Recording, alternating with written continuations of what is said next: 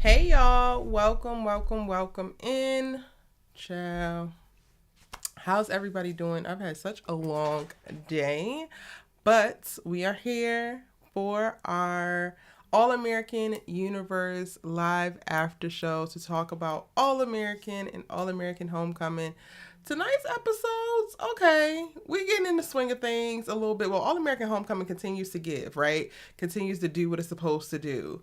But All American, maybe they giving a little bit more, or I'm now just getting used to it. Like I mentioned, the past like 2 or 3 lives I've been saying, I think I got to get used to what this new format looks like with All American, because I don't necessarily know if I'm adjusted or not yet. But we here.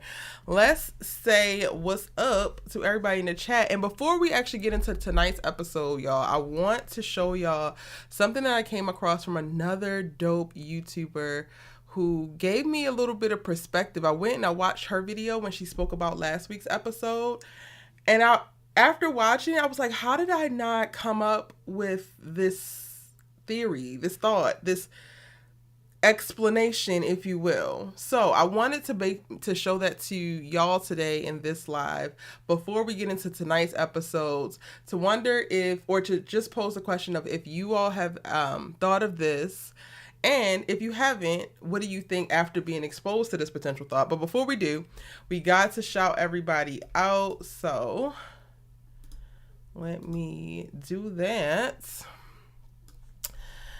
RK, what's up? You were the first one up in here. Elise, hey boo, hey. Hey John, hey Unixa, hey Mercedes, hey Vanessa, hey Ronia. You can't with Homecoming. I just like,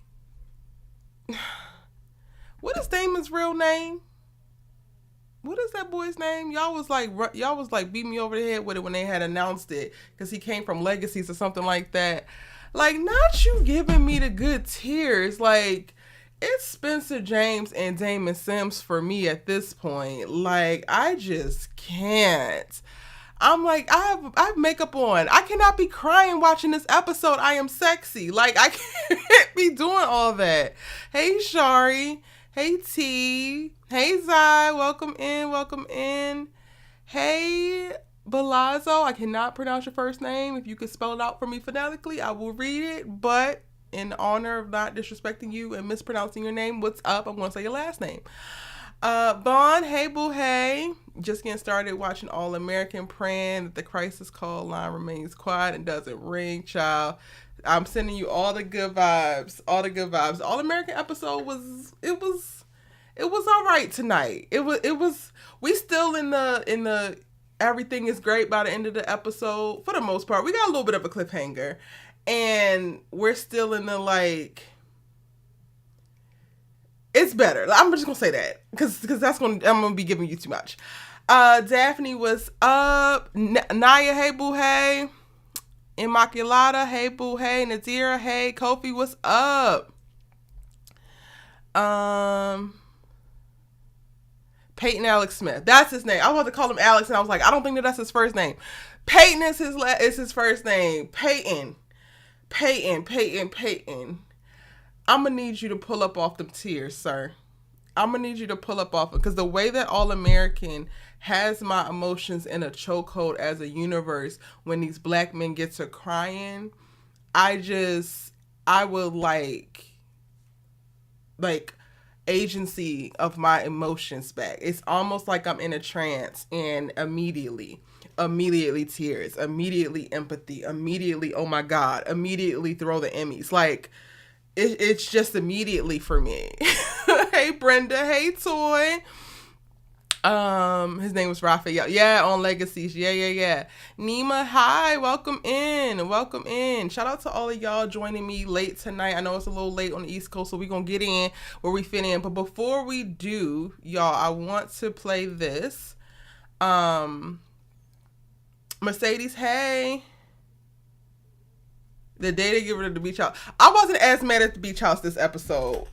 It was other stuff going on, so they were able to distract me. Tuning in from South Africa. What is up, South Africa? I appreciate you. Hi, Charmaine. Another Brenda. Hey, boo. Lawrence, what's up? Okay, now I gotta get started, because y'all, I know it's late. Y'all tuning in from South Africa. What is it, early over there? Come on now. I'm here for it. I'm totally here for it. So I don't know if I got this formatted correctly, but y'all, I really want to play this clip from the YouTuber Bondi Blue. She's absolutely incredible. She made a statement about Olivia in her last why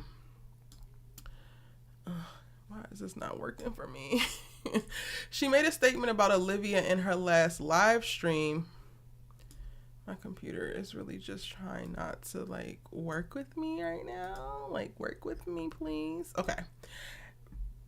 And it really like hit me. So take a look at this, and then we're going to jump into tonight's episode after you take a look at this. So y'all know Spencer has been struggling with getting in the good graces of the main coach on his college football team.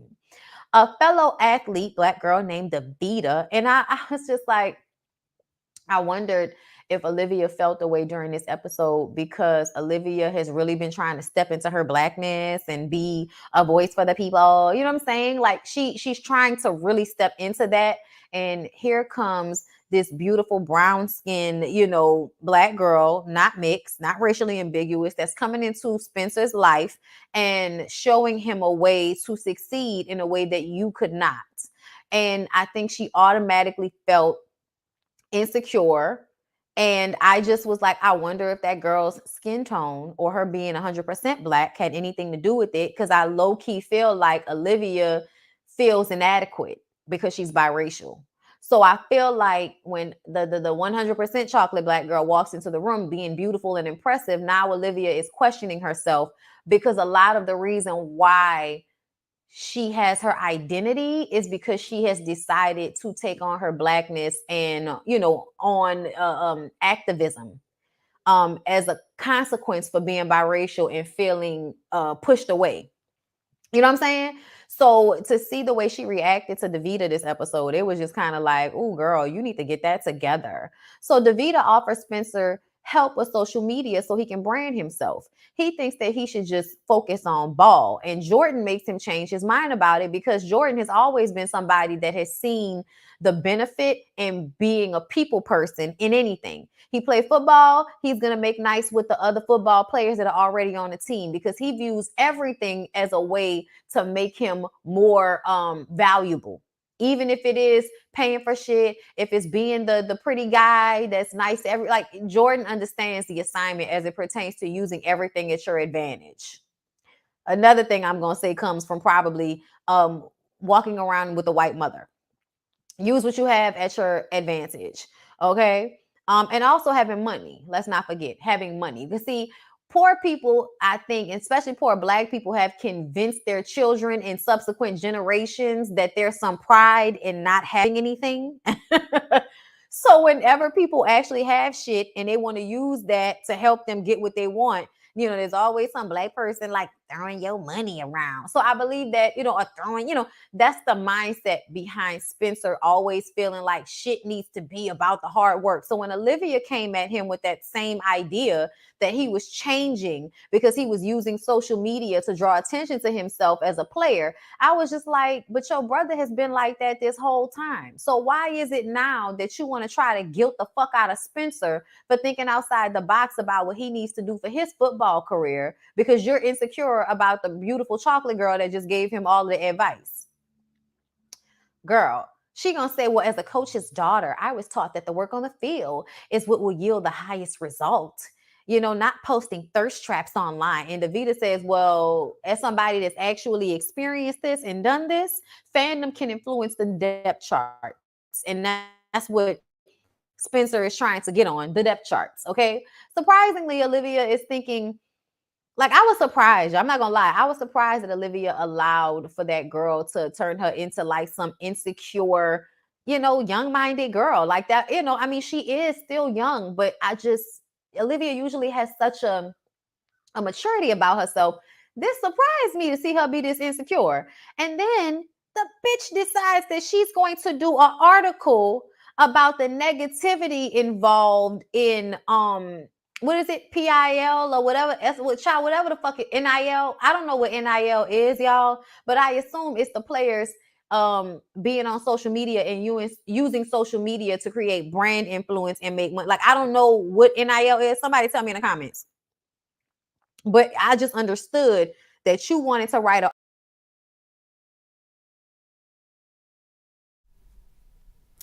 Okay, so I ain't gonna hold you, y'all. I saw that and it almost hit me like a ton of bricks when I was watching. Like, I didn't even think about the whole biracial conversation and like, is this why she's overcompensating in the way that she is? Is this something that is really fueling some of her insecurity around Davita, around Spencer? Because when you think about it, I mean, she knew of Kia, but Kia is long gone. And the only other, I guess,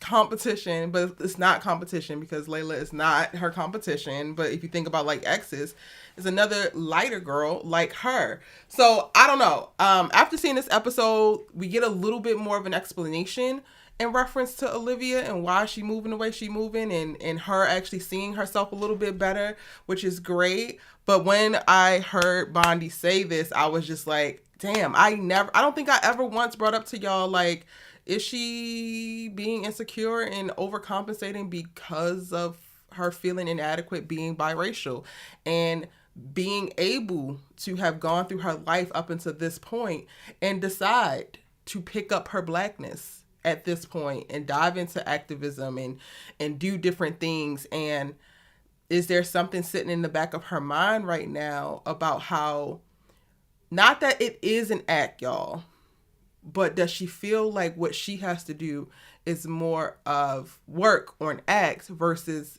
it is literally just Spencer's life. It is literally just Kia's life. It is literally just Davita's life. So I wanted to share that. Let me know what y'all's initial thoughts are. And yes, shout out to Bondi again. I reached out to her today. Like, yo, I would love to use a clip of yours and talk about it because I thought that you just brilliantly brought another very important point, especially like maybe like 2 months ago, I was in this whole TikTok rabbit hole watching all these little biracial people. Specifically, I think it was a bunch of biracial girls with white moms spiral on TikTok. And when she said that, I initially went back to that place of like seeing these girls and like watching tons and tons of videos of them complaining about their experience and just like certain things that are happening and how conflicted they are and how like all of the intersection where they sit at and a lot of the struggle that comes with it as in relation to their blackness. And I was like, damn it, I didn't even think about this, but this was 100% applied to Olivia.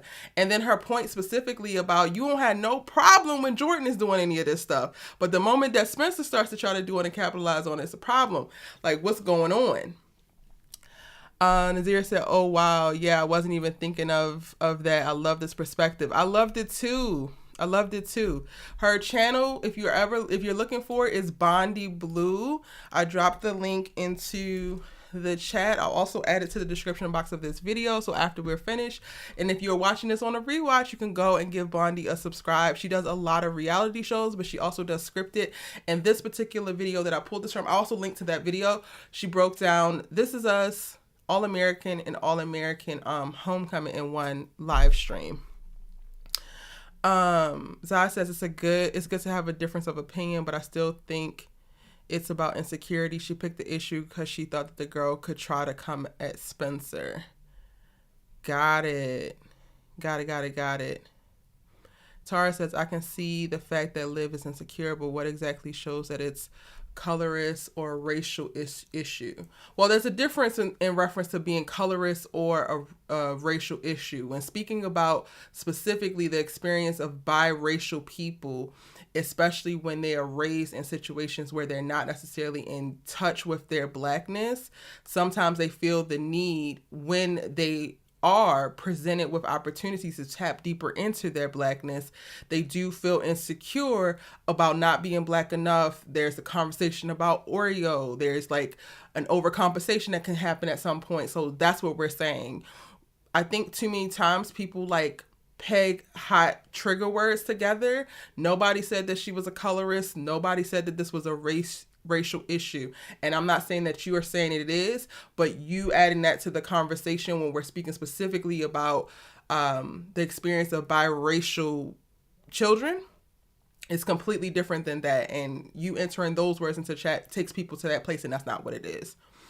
In your opinion, it seems like petty jealousy being a young girl in a relationship. Got it. We're about to talk about All-American and All-American Homecoming. Like Olivia is privileged growing up. Let me put the chat on the screen, actually. Is it up there?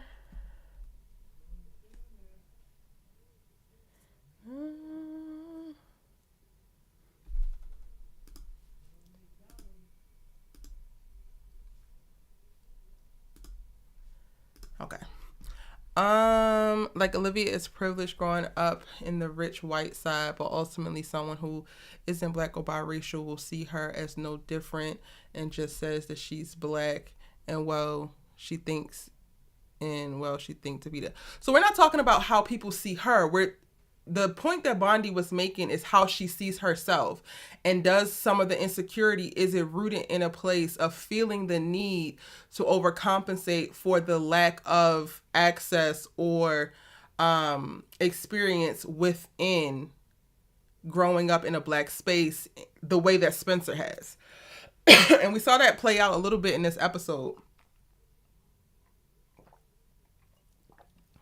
So Spencer told her, like, sorry. Hey, Kayla. Oh, Lord. Spencer told her that she's never lived it. And looking at how she kind of trivializes a couple of dollars in reference to nil deals. So she doesn't even register like the impact that the opportunity of nil deals will be for people who actually need money, because she didn't grow up in a place actually needing money. And to me, Spencer saying like you never lived it is also one of those statements that, as y'all saw, landed on her, hit her heavy, because he's right. And then he, takes a second and tries to double back and apologize for it, but he's right. And I think what Bondi is speaking to is there internal dialogue happening for her? So it's not just her being petty and jealous of a new girl sniffing around her man, but also is it something that's tied to how connected she feels to the black experience? So yeah, I just thought it was very, very insightful, for real. Like I really thought it was insightful. Naya says, I love this conversation about what's happening with Olivia because it's important to dissect, but I'm going to just sit and eat my food because I don't have no words for Miss Baker at this point in time. Olivia has a hard time identifying with herself internally just as much now as she did in the beginning of the show. Ooh, okay. I just thought that Bondi's take gave another nuanced perspective to help explain her actions, not excuse them for me, because I still think that she was wrong in the last episode. And honestly, I literally sent Naya this message. I was like, Olivia could not make it out of this episode without me just being like, I was so proud of her going up until the point where she picked this damn nil deal back up, the article up. I was like, okay, she did take some time. Billy didn't talk to her. This person didn't talk to her. She didn't realize, okay, maybe I got this all wrong. Maybe Spencer was right. He told me I should do this. He told me I should do that. Okay, cool. I was like, yes, this is all I wanted from you, girl. Like, all I ever wanted was for you to take a damn beat and process what's happening around you from someone else's perspective outside of yours. Because at the end of the day, another thing that's rubbing me the wrong way about how hard she's going in reference to this nil conversation is like, it don't affect you. It has nothing to do with you. And this is something that's going to come back and bite her in next week's episode, because you decided to take some information that your brother shared with you off the cuff that's going to wind up compromising not only his interpersonal relationships with his teammate, but there could be a whole narrative where his team won't be able to trust him. All for what? So that you can get an article off about some stuff that you actually don't even really care about, that you was only even triggered to do because you thought that this girl was going to be a threat to you and your man. It's just like, girl, if we're going to lay down and die on a sword for something, let it really be about something that you care about. Let it be about drug use. Let it be about alcohol abuse. Let it be about, teens in homes that are unseen. Let it be like, I don't get it. I really, really don't get it. So yeah. Um Liv was doing good up until the end of the episode. Well, the beginning she was set tripping because she didn't want to hear what Spencer got to say, and I don't know. Like I did the whole video about should Spencer stand up to Olivia. Y'all saw it play out in this episode. Like he'll say something, but he's also very quick to like, okay, but no, I didn't mean that, or but no, I ain't gonna say that. Like he's walking on eggshells to be mindful of her, and she's kind of like a bull in the china shop at the beginning of the episode where she's just like, it's my way or the damn highway, and that's it, that's all. And mind you, he's actually living this and you're actually observing it, but you really don't even want to hear until you go and get other opinions from other people. So I wouldn't say that she was doing good all episode, but once she got to that point where she actually started to take in other perspectives, I was like, okay, our good sis is capable of doing this. She got it.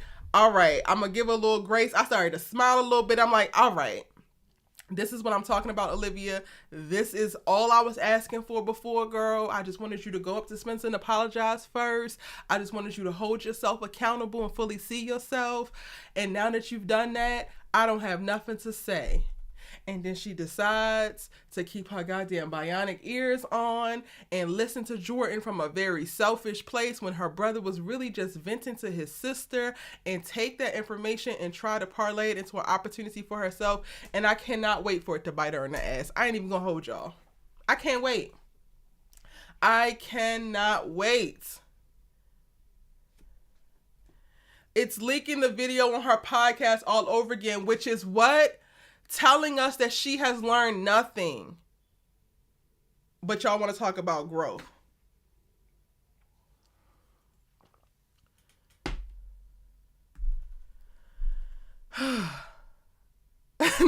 Naya said she wasn't fooling me.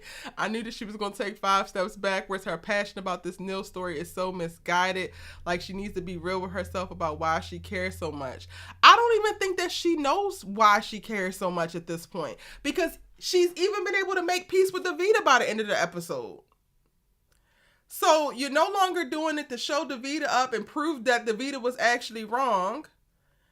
And you know that your man is sitting up here saying, like, you don't actually live this life. I could use this couple $100. And now you supposedly understand that. But you think that the bright idea is to take this information that your brother gave you about his actual teammate, put his name and face front and center, like...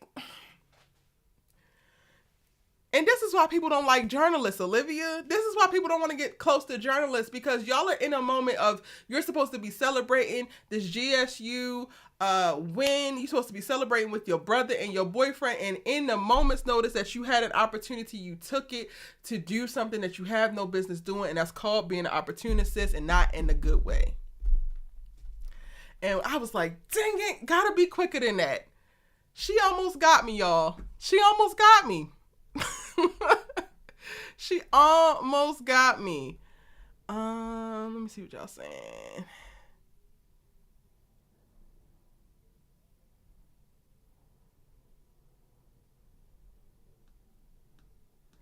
I'm saving my All-American Homecoming stuff. So all of y'all that are talking about Homecoming, I'm really just skipping over it just so that y'all know. Right, Olivia's very impulsive. Her identity confusing. Jealousy, ambition are blinding her right now, which is super unfortunate. Yeah.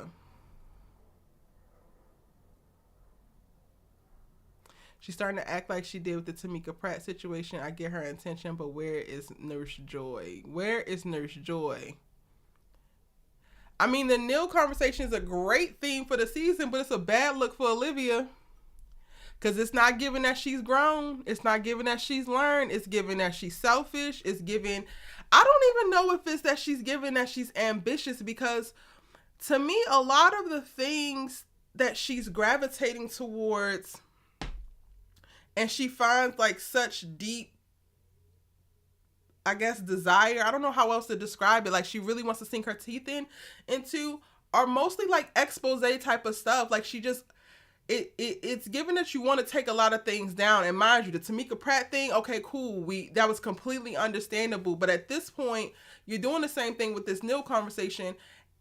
And it's not actually as cut and dry as black and white as you want to make it out to be.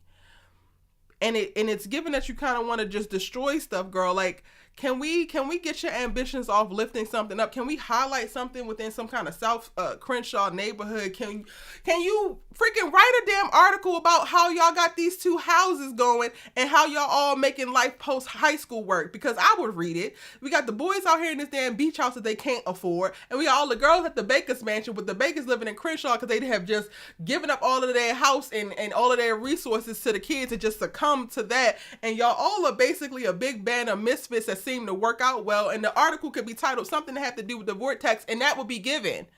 And that would be something that would be more like lighthearted, true to you and your life experience. And then also like not necessarily trying to destroy the career or lives of somebody. Like, so nah, I am going to talk about All-American Homecoming after this. I have said that already.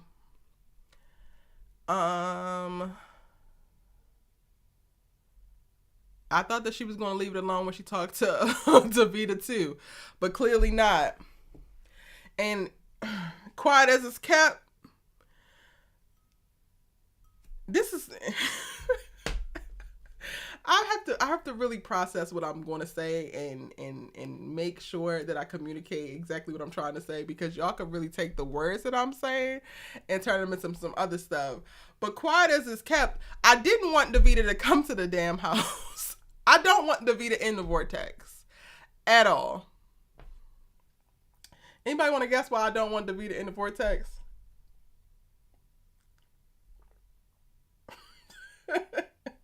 While we're at it, I'm going to go ahead and start this live on IG.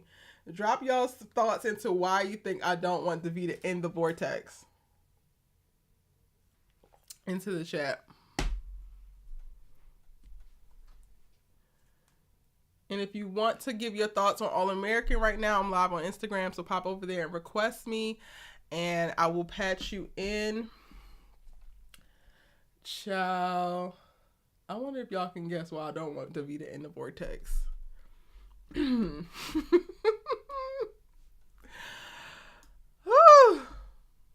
shout out to Jamie, because you wasn't as bad as I thought it was going to be. When it said that somebody was going to identify the group from outside the group, I was like, mind your business.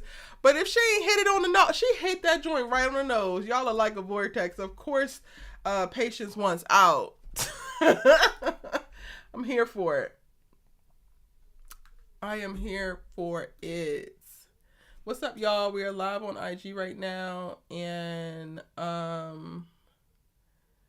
if you want to say your thoughts on All-American, we're focusing on All-American right now. And then request me, and we will get you patched in.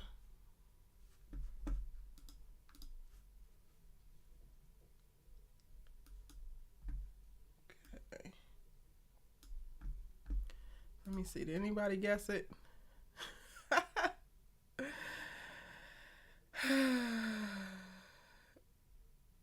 Nah, you can't be putting everybody behind you, baby. You already had JR back there. You done evicted his ass. So you can't be claiming everybody, Naya, behind you now. Even though Davida, I am not mad at sis at all, for real. Probably because everyone has been passed around. That's kind of it, I guess. But not. It's a little deeper than that. I guess because soon Davida will be dating somebody in the group, namely Spencer. That's what that's giving to me, y'all. It's giving me that. Why Davida is cool, but I guess it's because you think she plotting on Spencer. I don't think that she's plotting on Spencer. I think the writers are plotting on her and Spencer. Be clear. I don't think that Davida is plotting on Spencer. And I don't want her inducted into this friend group, because then that makes it messy. And I guess we know the writers love to be messy.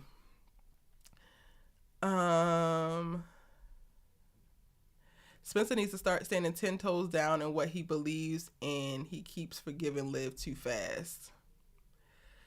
She gotta learn, I tell you that. Like, something has to make her learn. And this is all a part of what I was speaking about before in the beginning of this season, last season, a lot. When I'm speaking about Olivia not necessarily having accountability or holding herself accountable or fully being held accountable, this is what I'm talking about. To me, it would show, hey, Sabrina, their accountability having been present before would have shown via certain lessons actually sticking with her. Like, y'all are right. It's giving the Tamika Pratt thing right all over again. Jamie was real cute this episode. Damn weird ass high school vortex. Shari, why are you talking about they gonna kill her now? That's a lot. Okay, I'm going to start to patch in people from IG. Y'all keep your, if you are on IG, keep your your feedback short because we be on here for forever. Try to keep it to 2 to 3 minutes for me, pretty please. Not my lash trying to run from me, y'all. This makeup is from earlier this morning, y'all. Gotta bear with your good sis.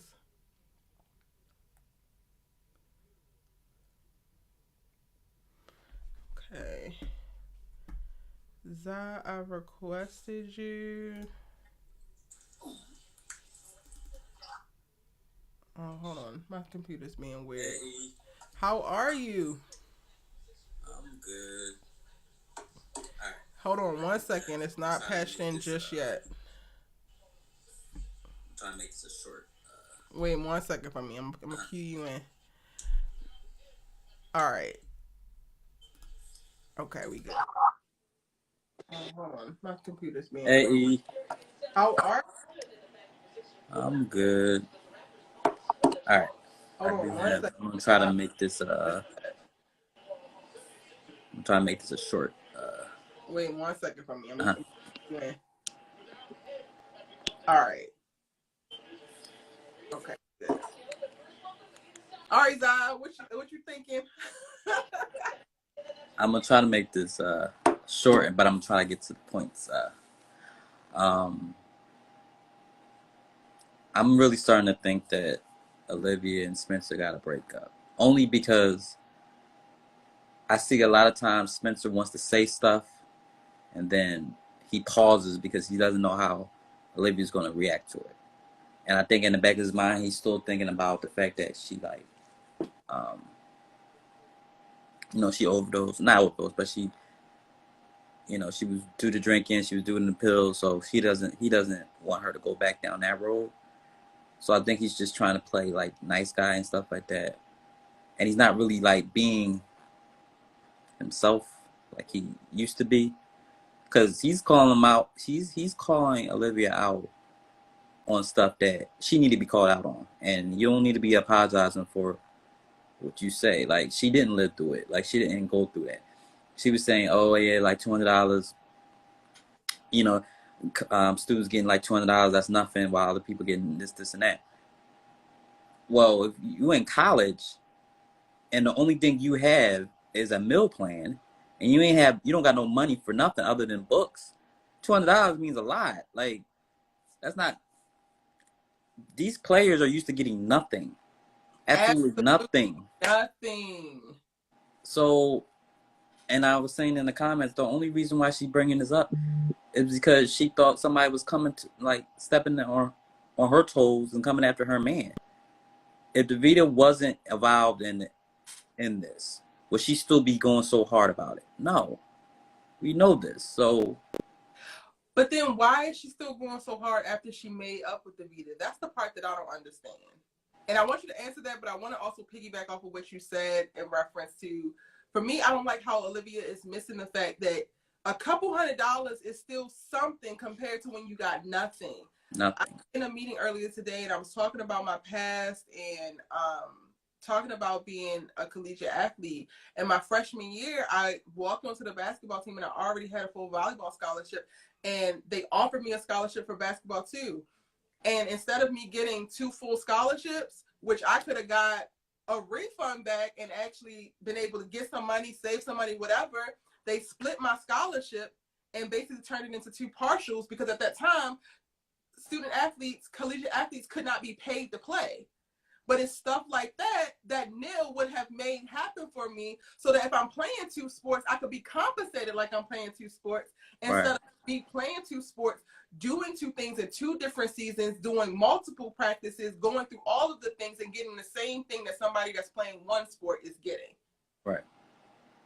And Olivia, go ahead. Olivia, who has never probably had to struggle a day in her life, doesn't realize that a lot of these players, basketball, football, baseball, whoever, they come from like struggling situations, and they're only so when they come from like poverty situations, like $200 would mean a lot to them.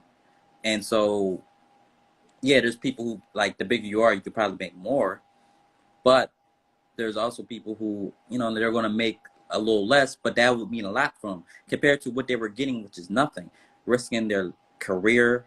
Like, you get one bad injury, you're done for the rest, and they take away your scholarship. So at least you're getting compensating for nothing. And this rule is only in place because they just can't come out and say, we want to play, we're going to pay you to play. So this is kind of like their compromise. Yep. It's not like like Davida was saying, it's not a system that is perfect, but it's something. At least they're getting something. You know what I'm saying? Yep. And that's what Olivia is not realizing. Like, all right, well, if you take this away, then what? They'll go back to paint, like basically playing for free. Like, that's not good either. So I thought that was cool. I thought about you I thought about you in this episode when it came to Jordan, because it does seem like they're laying the groundwork for him getting a storyline. It looked like he throwing hands at the quarterback next episode, or that he gonna have a riff in the quarterback, and I kind of like how they set that up. Yeah. I guess the quarterback is gonna be the villain. Mm-hmm. I don't know, but I'm glad, because it's like he's kind of been like the voice of reason throughout this season particularly. I don't know where he got all this like wisdom from, Jordan Baker, but husband life. It's called growth.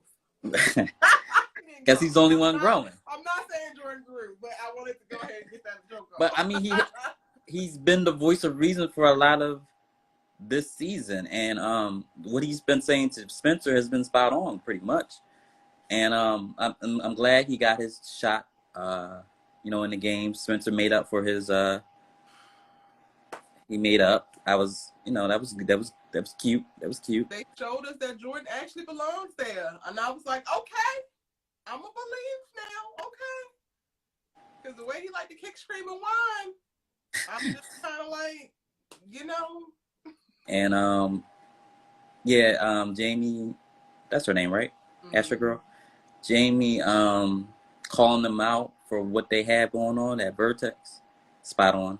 It was. And I feel so bad for like preemptively, like, girl, we don't want to hear it because they needed to hear it. But it's because when you sit back and think about it, Asher is chilling with 2 of his exes. And there's no problem with that. 2 of his exes, one of which he said was the love of his life that he just smashed about a month and a half ago.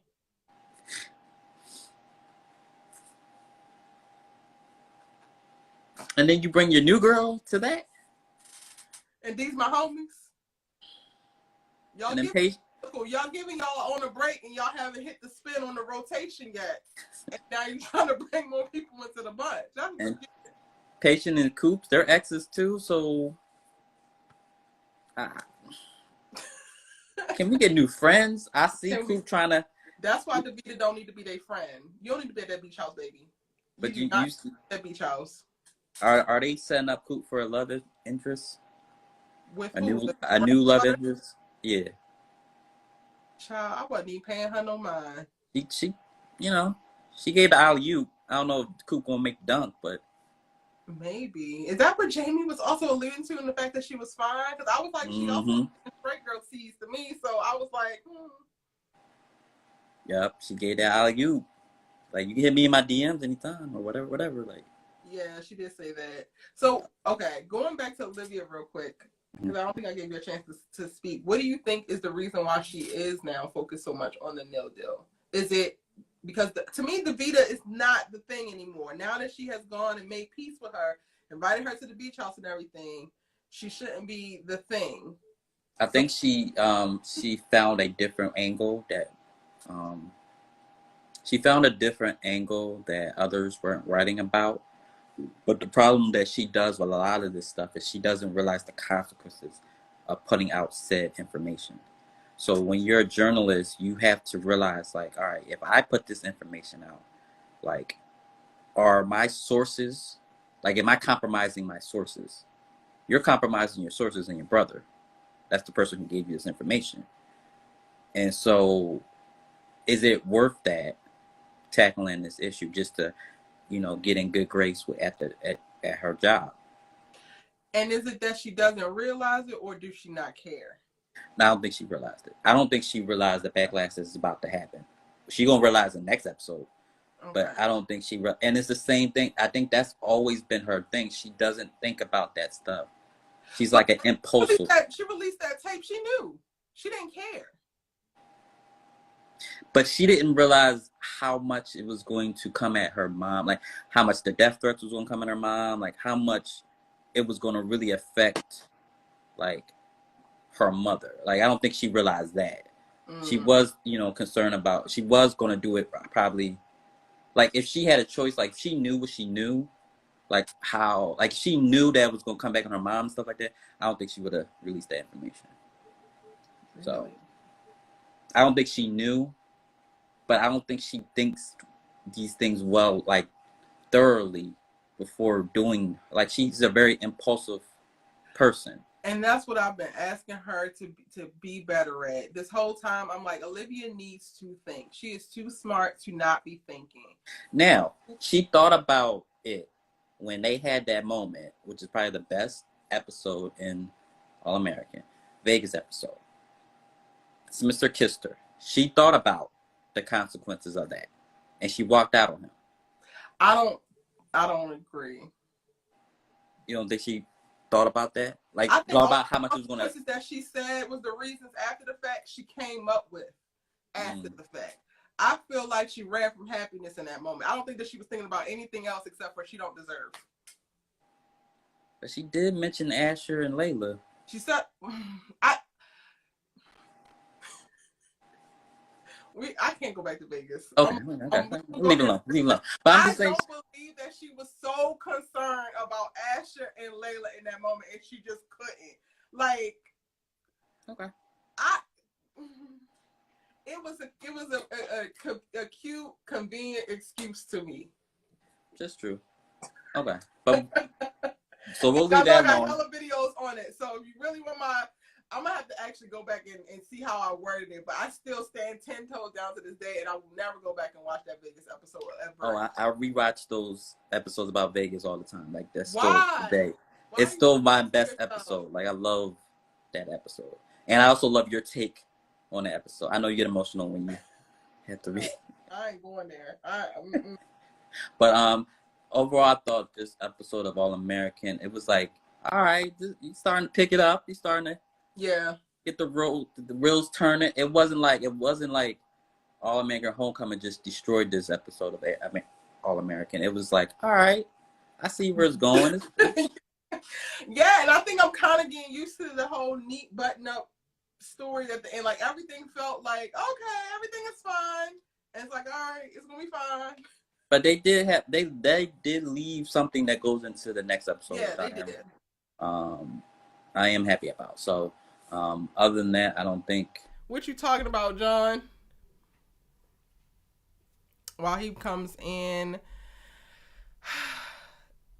trust me, when I was in college, I was thankful when my parents sent me money for college. It didn't matter if it was $40 or $100. I was thankful when my mama was sending me care packages. Like, she would go to Trader Joe's and buy banana chips and a bunch of things, put it in a box and send it to me.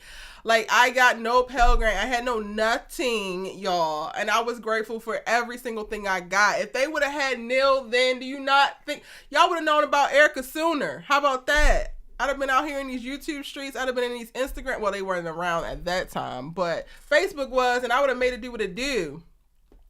The friend group is already messy. Hey, John, give me 1 second. Let me read some of these people in the chat.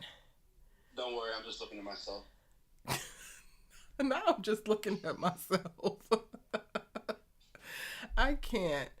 Hey, when Tay talks, thank you so much. You don't watch the show, but thank you. I appreciate you popping in. Yes, run these likes up, y'all. Give a like to the live.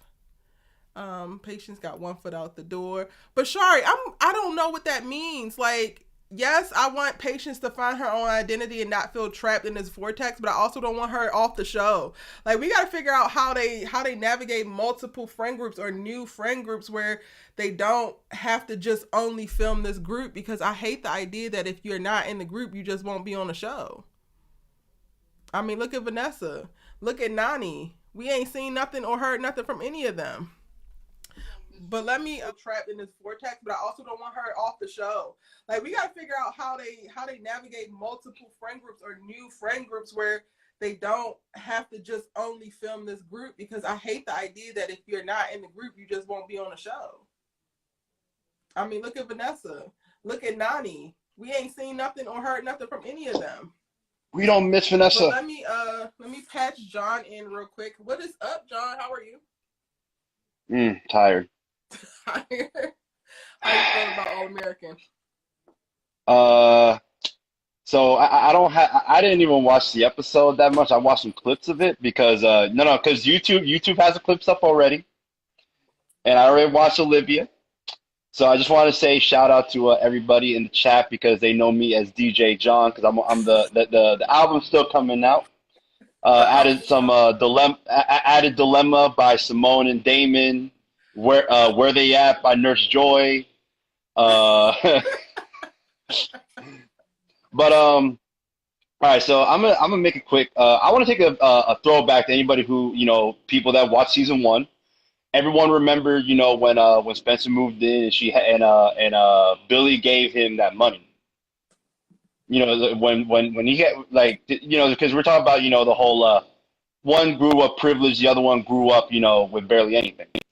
So, everyone's seen, like, how Jordan, for example, like, with that money that he would get, he would spend it on either, on parties, booze, playing pool, things that are not, how do you call it, necessity. And what happens when Spencer, somebody who was not privileged, somebody who didn't grow up with money, that kind of thing, what does he spend it on? He spends it on making sure that his teammate Asher, make sure that car's fixed so he doesn't, nothing really happens, and then he fills up his mother's freezer, fridge. Which me, if I was given that much money and everything, I probably would do that, because I'm not saying that I grew up with money and didn't grow up with money. I was like in that middle ground, that middle ground and everything. But knowing me how I was, I would have felt like if I had that much money, just give it to it. I would have been trying to help out my family get that food. And the thing is that I feel like Olivia just doesn't understand that lifestyle, because she has everything. If she needs a new car, Daddy's gonna get her a new car. I mean, if she crashed her old one. And what they do, it didn't take long for her to get a new one. Yeah. And so as far as the NIL thing, all right, so when she said that, $200 is not that much, I mean, damn, you must never, that's how I know she don't shop at Dollar Tree. Because that $200 will stretch a month if you have it in the right hands at Dollar Tree. That you can buy toilet paper, snacks, microwavable food. That shit will last you a whole month.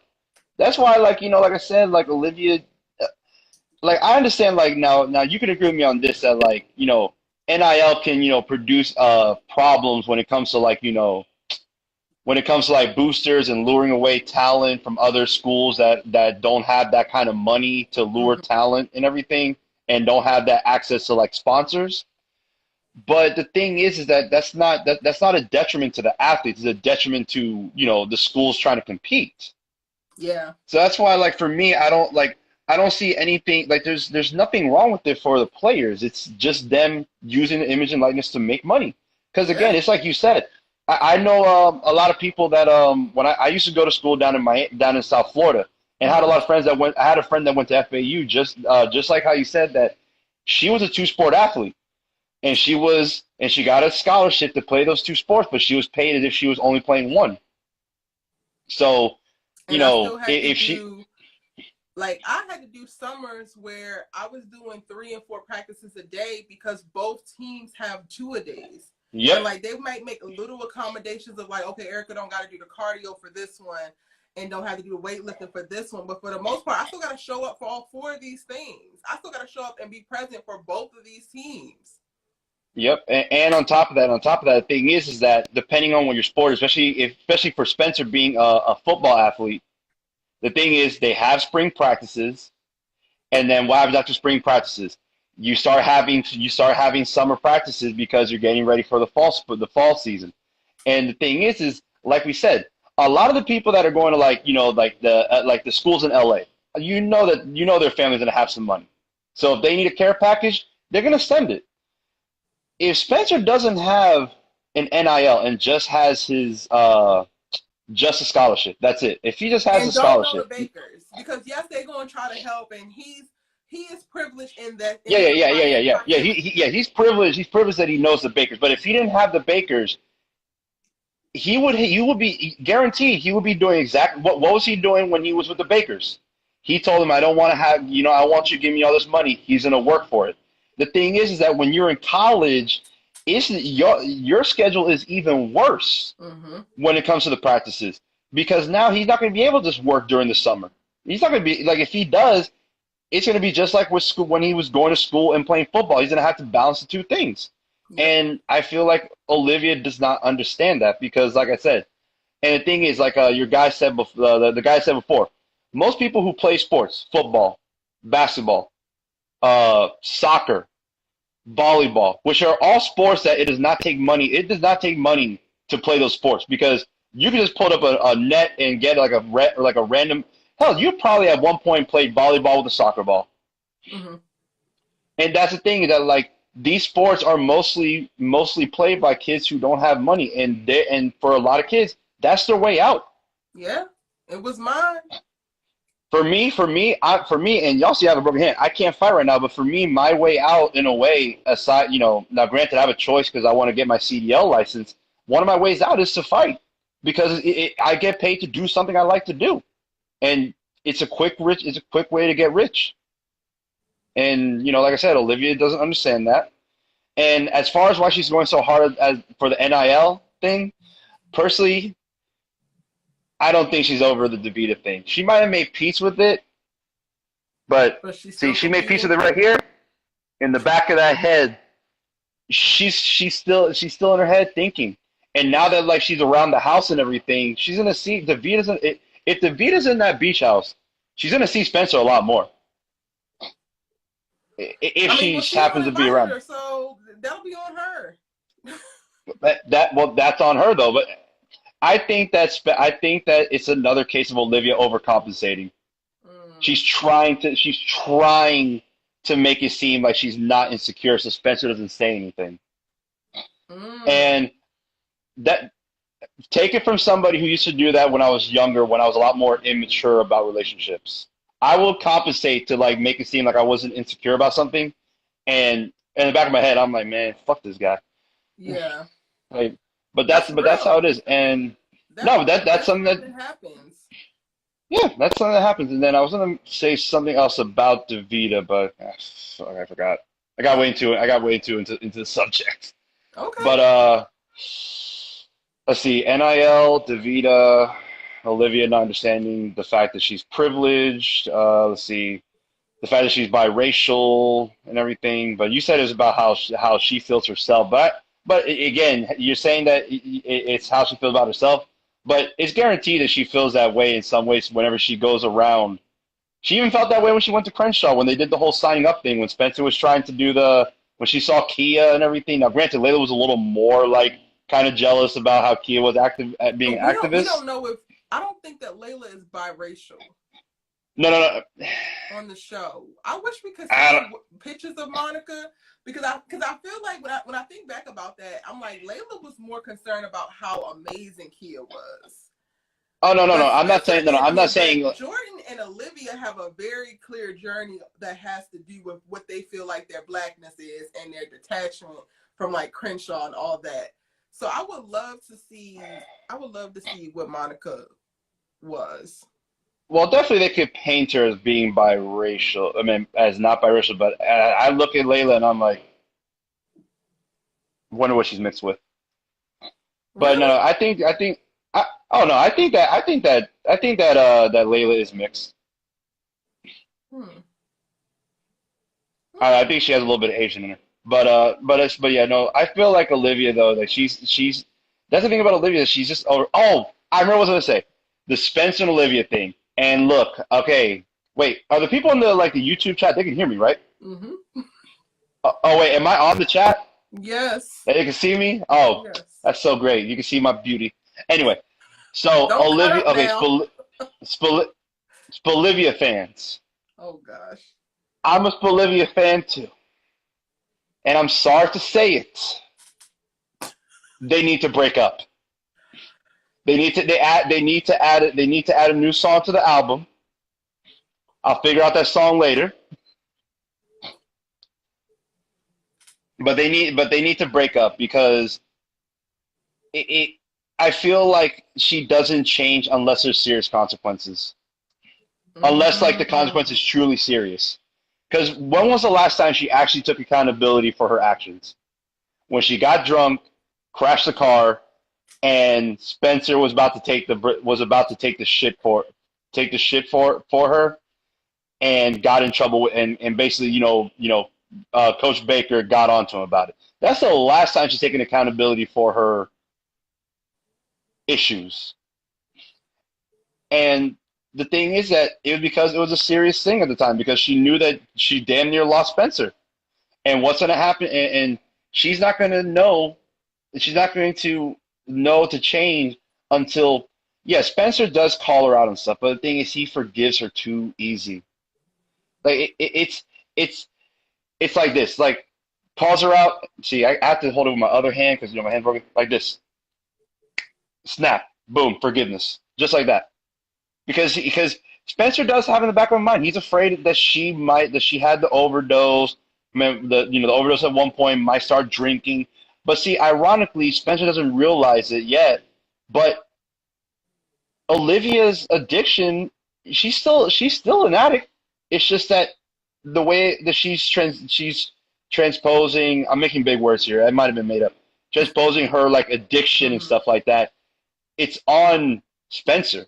It's almost like basically like a clingy woman or a clingy man or something like that. She's clung on to him to compensate for her being an addict.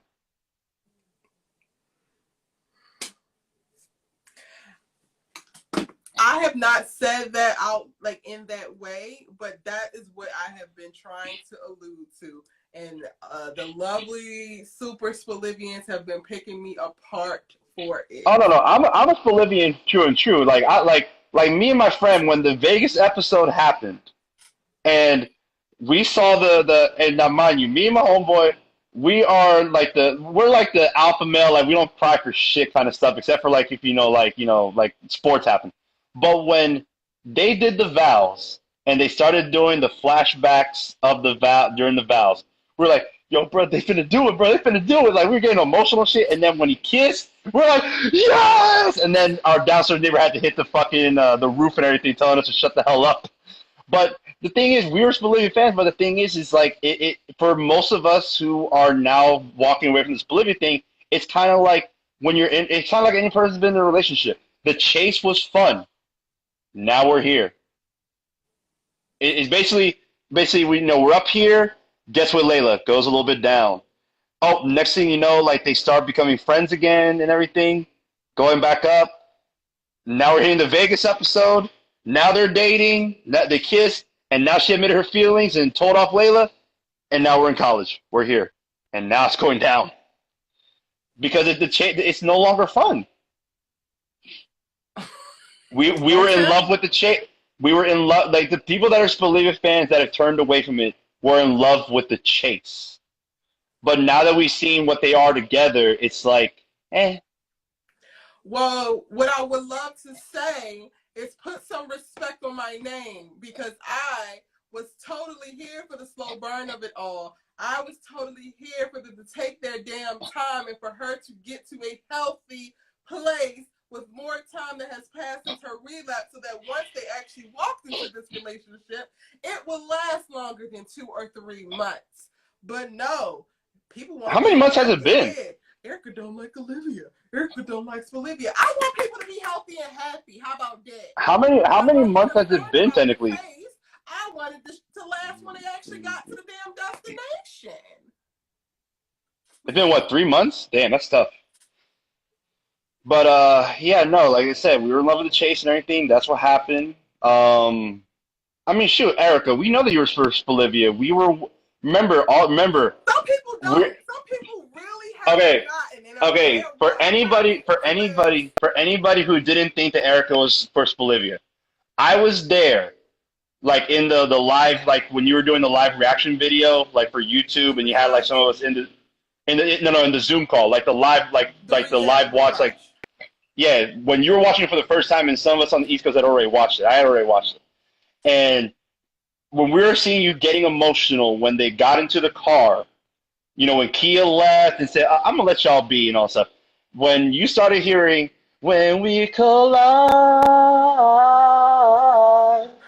you immediately started getting emotional, and all of us were like, oh, no.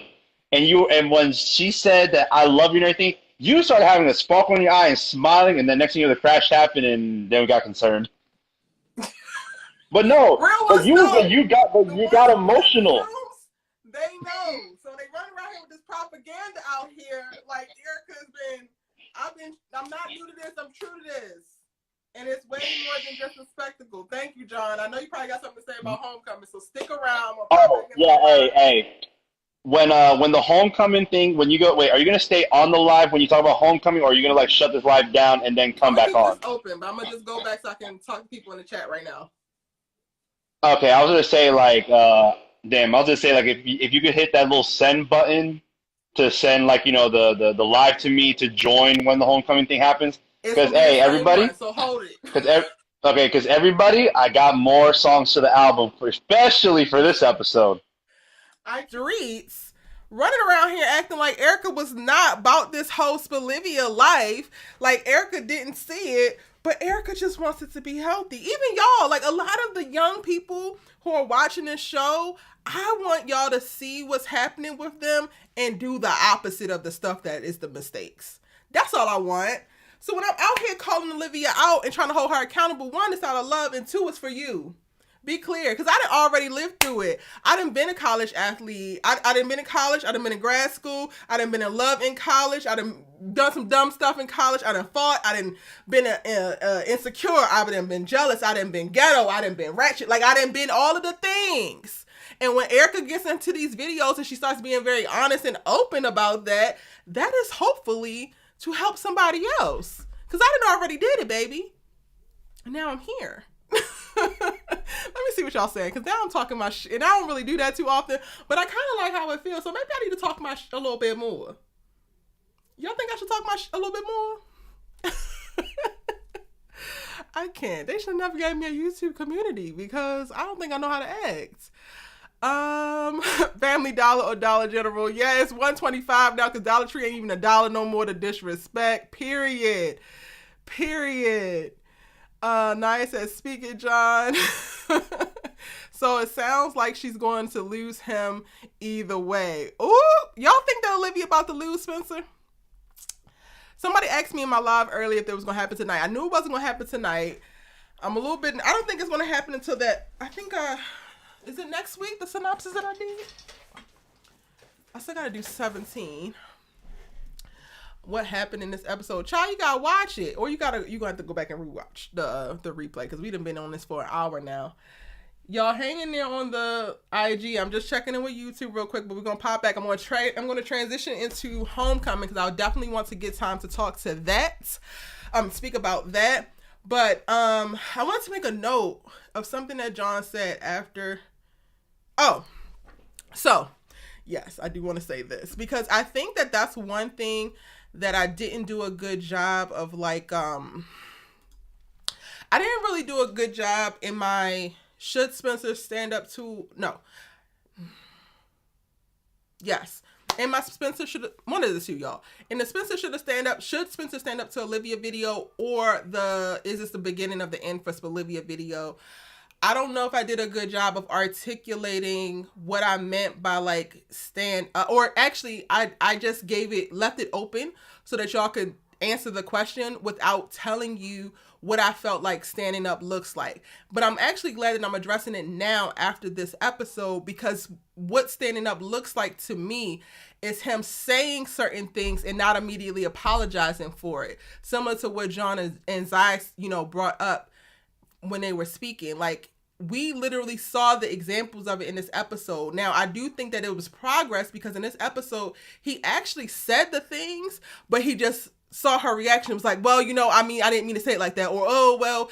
And it's like, no, you said what you said. And in previous episodes, he just wouldn't say anything. If you go back and watch the last 2 episodes, when he disagreed about something when it came to Olivia, aside from like them actually being in the argument or the conversation to actually try to work it out, when it was happening in the moment, you see Spencer kind of go into himself. You see him take in her and her approach or whatever she said and kind of like silence himself. And that's what I was speaking to in reference to him standing up to her. It's not like, put your foot down and break up with her today. That's not what I'm saying or advocating for at all. But I do, like John mentioned, think that Olivia needs certain accountability barriers, and she needs certain consequences to fully get certain things. And because she hasn't had those, the lessons aren't sticking. And honestly, with Spencer trying to be very mindful of, her relapse and, her feelings and kind of coddle her in a way, he's enabling her to live in her privilege versus allowing himself to cultivate a very strong, healthy, and accountable relationship with the girl that he loves, because he's not actually making her hold up her end of the stick. If that makes sense. Relationships are so much more than y'all loving on each other, hugging on each other, kissing on each other.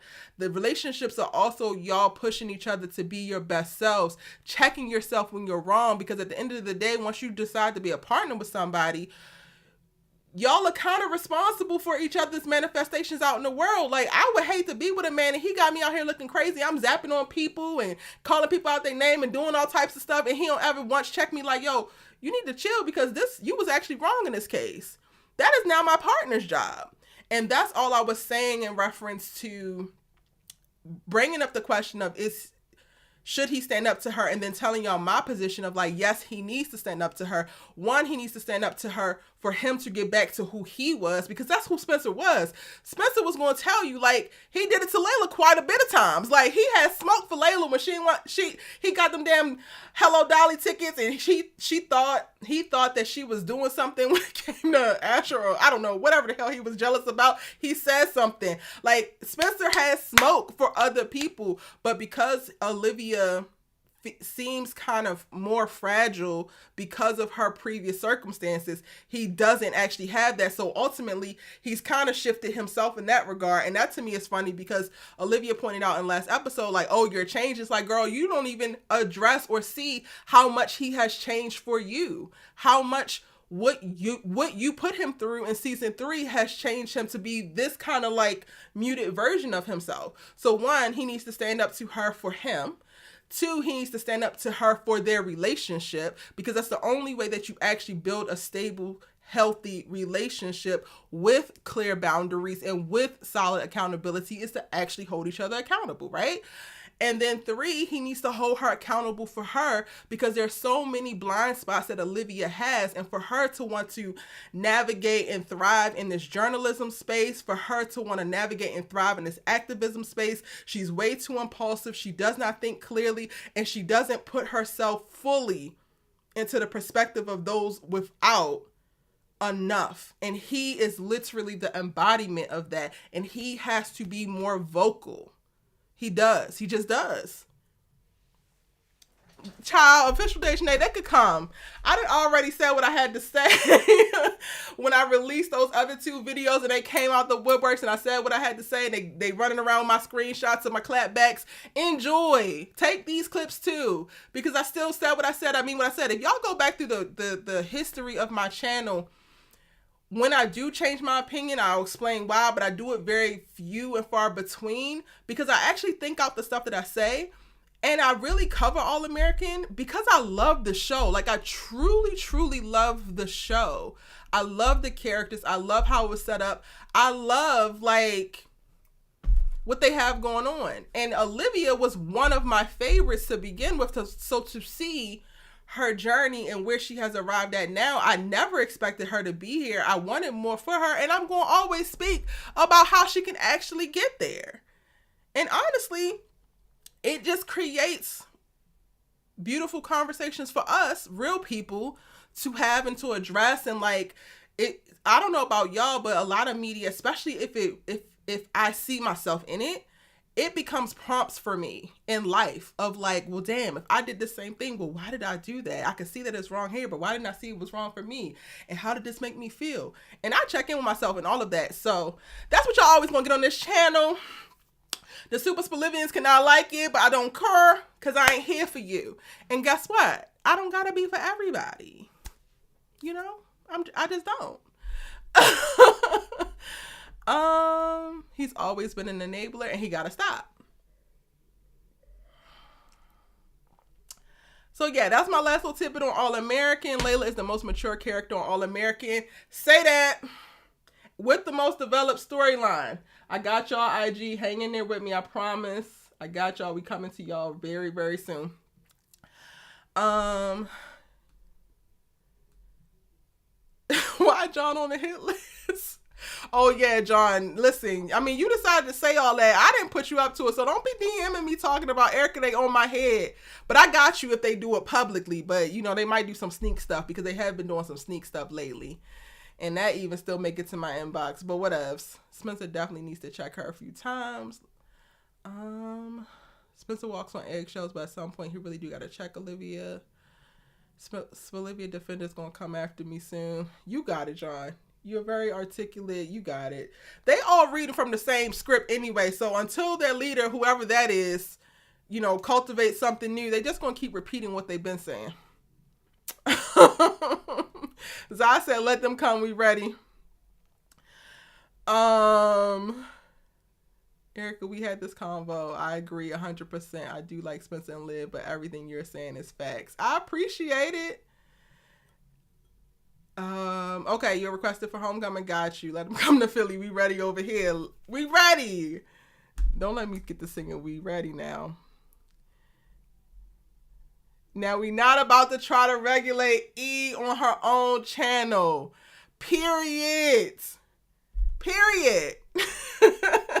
All right, are we done with All American so we can shift into homecoming? Because I need to film videos after this and I can't be crying. Like, I was holding on for dear life. Holding on for dear life now. Homecoming got me stressed. It got me so stressed. Y'all done? Y'all done with All American? Y'all think Clay is going to become a series regular character because he posted "See you in season 5"? I'm working on getting him. I want to interview him, honestly. I did not know that he was the raggedy one. I want to fight him. Y'all don't watch Swagger. Apple TV. Swagger is dope. I promise you. I'm going to do a rewatch for it sometime this summer.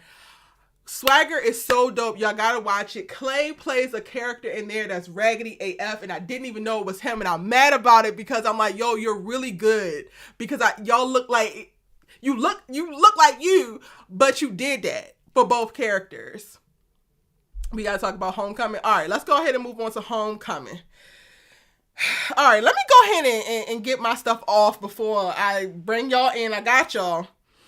If you want to join and actually speak your piece, you can always drop your comments into the chat for sure and share your thoughts on homecoming. But if you want to speak your piece, I do have my IG open at ericavane.com on IG. Come over and request me and get in the queue so that you can actually speak and be on this live with me.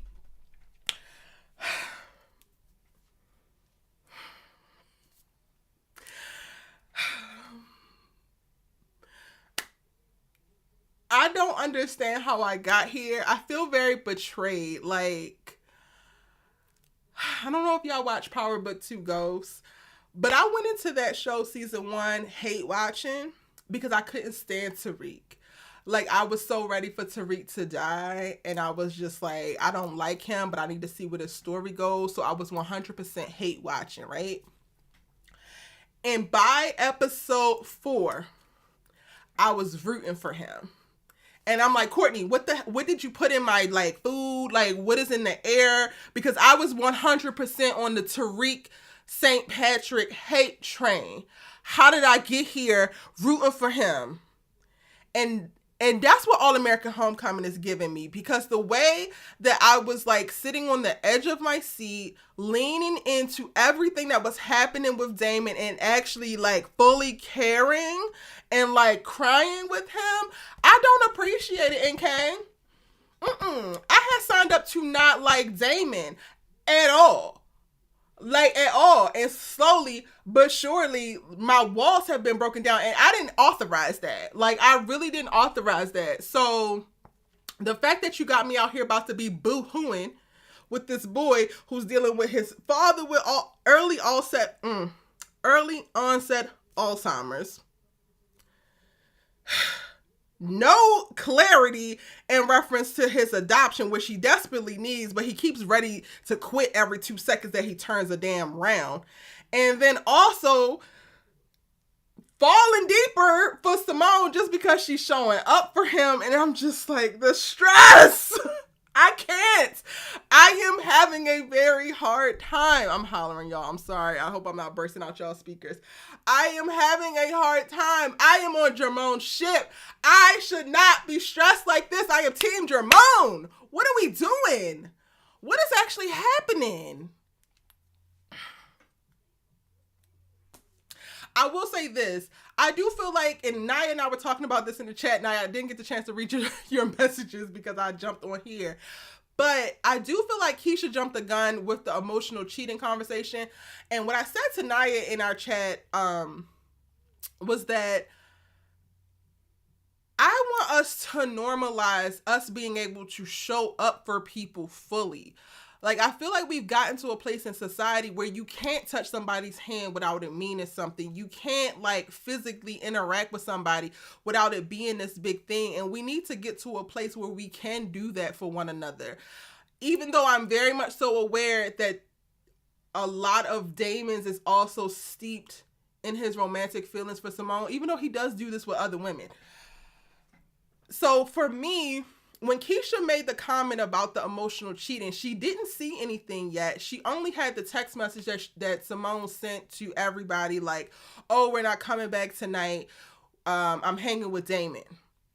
And of course, she don't know the whole thing of Damon's dad had an episode. He didn't get any information. We're sleeping like this and all of the extra stuff that makes it. Because to me, like I've been telling y'all, I don't think that Simone was there. Like, I think that Simone really, really values Damon's friendship and like loves the relationship that she's building with Damon. But I don't think that she's at a romantic place with him yet. And he 100% is. Okay, cool.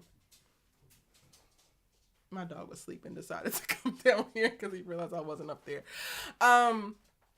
So I feel like Keisha kind of jumped the gun when she mentioned it, but I get it because we tend to assume certain things just based off of what we see in our imagination constructs things for us. And the way that Damon and Simone have been showing up, I get how people can go to that place. I just still don't feel like they have done anything yet until that god dang on dance. And then technically Simone didn't do anything. Damon was... You know what? I'm going to have to go back and rewatch before I actually make my official statement on that. So y'all going to have to check my video for that. But I don't feel like it's there, like it was there yet. So to me, I feel like when Keisha made the comment about emotional cheating, while it's 100% intended to support her friend and to soft check her friend and to be there for her friend, and make sure her friend wasn't walking herself into some stuff that she was going to have a hard time getting herself out of, I think it kind of ultimately did the opposite effect, because it created a thing that now has Simone second guessing herself and like looking at Damon in this way, and that she wasn't looking at him before. And you could tell just by how they shot the show and how certain things happened before that statement was said and then after that statement was said. Now, I do think that there's something to be said about, boundaries needed to be set and all of that, because that is how you actually keep a healthy platonic relationship going. But just in the moment that it was said, I thought it was way too soon. Nothing had happened. They didn't know anything about anything that happened. All they have to go off of is like how Damon looks at Simone. But even that, like, we have seen episode after episode of, Simone shows up for him, but she also forgets to invite him to this, or to invite him to go watch matches with her. And she invites Nate and Keisha right in front of them. And he's just sitting there like, well, what the hell? What about me? Like, we get to see her not really paying as much attention to him as he is paying attention to her. So I just felt like it was just early, and it put Simone in a very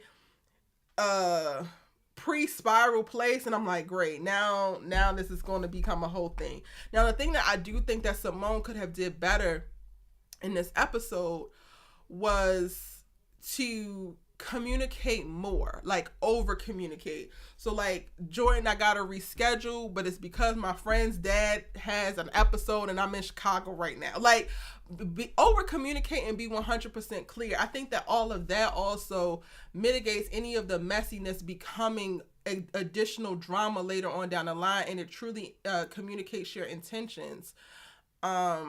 So I think that is something that Simone could have done. But other than that, I didn't actually see much wrong with what she did in this episode. I think that she did her best to show up for Damon the way that he has been showing up for her in the moments that he needed it the most. Watching him break down and cry in her room, I was just like, my God, I'm glad that they are that they have each other, because you need that. Like, I could not imagine going through something like what Damon is going through and not feeling like I have anybody. And he should have JR, but JR is still half back from losing his damn mind. You know what I'm saying? Like, it is what it is. Also in this episode, so I'm going to let y'all chime in, but I want to get my stuff off so I can make sure I'm available to receive for y'all. Also in this episode, Nate and Thea are pursuing sorority life. Y'all, it is true to a T. Discretion is the number one thing. I remember inquiring about certain organizations, and I cannot speak on that because that's something that I actually am still going to do. Hopefully in the next few years, that will be a thing for me, because that is something that I wanted to do. But my collegiate career blocked me from being able to participate in Greek letter organizations.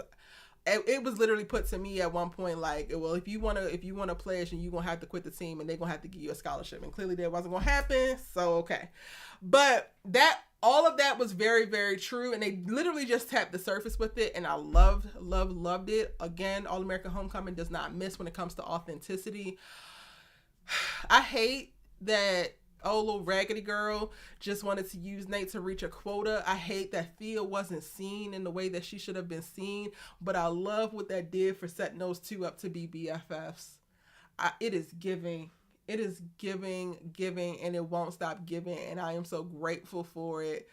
Like, this episode was really good. Really, really good.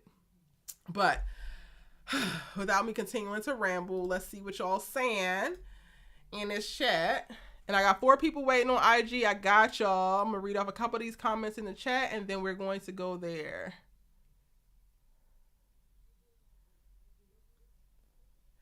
Antonio, you said you told me in the Zooms what was going to happen before the season even premiered. In reference to what? Oh, in reference to Damon? Is that what? You got to remind me, Antonio. Antonio said, I am the type to say I told you so.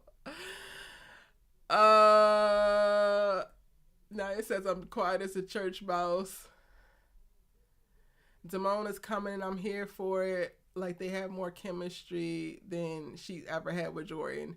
We gonna go ahead and agree to disagree, because ain't nothing taken away from me that cuddles on the beach drink and that blanket that he brought to her on that damn 50-yard line in the mist, okay? Y'all, like, that's the thing that kills me about this whole universe. And this is no shade to you, Erica Walker. No shade at all, baby. Because if that's how you feel, that's how you feel. Like, please have those feelings. But what is it with the rush to, in general, not for you, boo? I see this often. What is it with the rush to completely invalidate whatever came before it? So, like, the same thing happens with Olivia. Spencer and Layla never meant anything. He never cared about her at all. She was just like, do we gotta do all that? If we have to ground something into the belittlement of something else, that leads me to believe that the thing ain't really as strong as it may seem, or you want it to be. Honestly, it should really be able to stand on its own without the comparison. Beauty Rush 22 said, "Oh no, ma'am, everybody can get this work from Olivia to Jamon." Damon earning his spot. Damon is earning his spot, y'all. Damon and Simone have to date. The chemistry's so good. I'm gonna go on the record and saying I am still Team Jamon, but I also want Damon to be happy. And guess who he gonna be happy with? Thea, who won his date. I can't wait to see it. She was so against Damon. She was fighting a war she was going to eventually lose. Not you. Listen, sometimes we gotta fight, Naya, and then we just gotta know when we need to make alliances. I'm still not on the Damon ship, I tell you that. I'm still rooting. Flag high for platonic love. Give me the platonic love. I definitely think that we will get Thea and Damon first. They gave us another glimpse tonight. Okay, Daphne, see you, my people. I see you.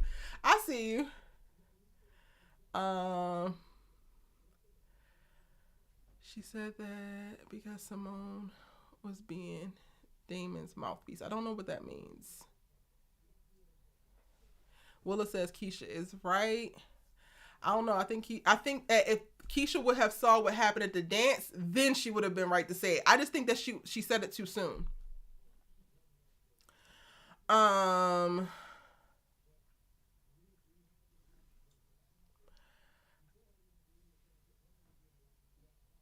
The holding hands thing is no longer innocent when two people have feelings for each other. Willa, I don't think that Simone had feelings in the same way that Damon did.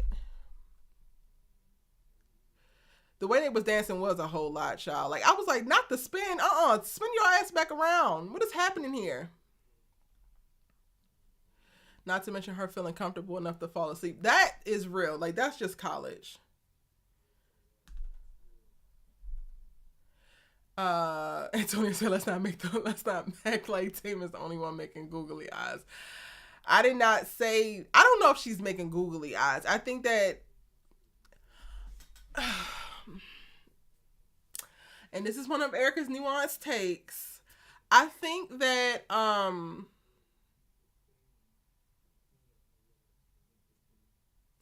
guess you can interpret it as googly eyes.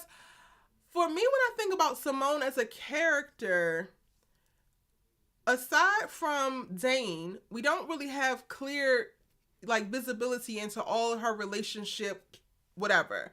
But Dane was very toxic and got her pregnant. She was out here sleeping with Dane. She was sleeping with Jordan. We don't know if she was sleeping with somebody else. So clearly there was a thing there for her in reference to self-worth and maybe utilizing her body to better express herself or to feel loved or whatever. So to me, I feel like there is something very strong to be said about Simone connecting with Damon for being a healthy male in her life.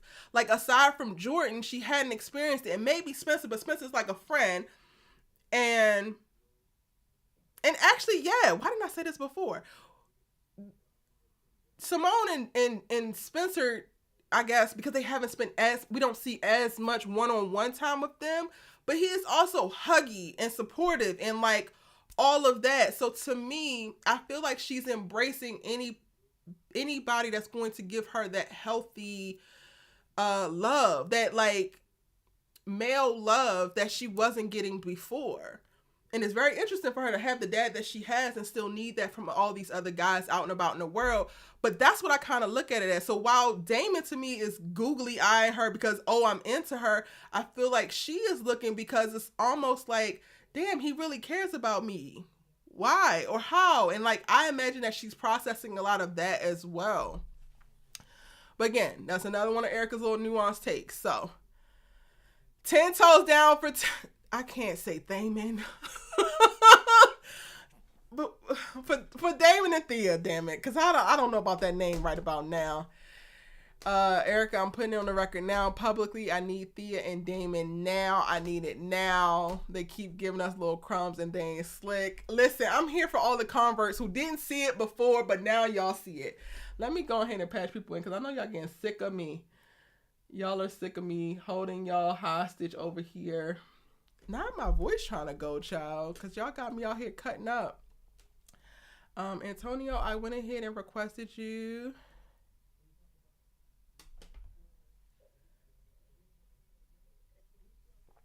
Pearl, you might have missed it. I already said a good portion of what happened in the episode. Please do not spam the chat.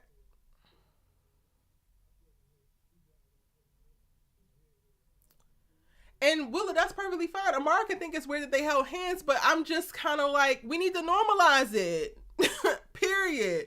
Hold my damn hand. And to me, like, that also goes to the idea. Antonio, I requested. Wait, why is it saying? Oh, wait, you're not in there anymore. Okay, so somebody else. Okay, Kofi, you have been waiting for a second. Antonio, I'm trying to bring you in. You weren't even in here anymore. Oh, it says you're unable to join. You gotta leave and come back, Antonio, because it says you're unable to join. Hey, Kofi, let me wait for the thing to catch up.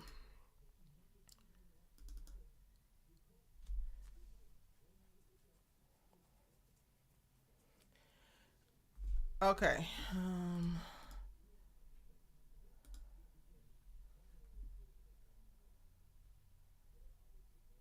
Thank you, Naya. Because I was trying to get to that person. What did I miss? Okay.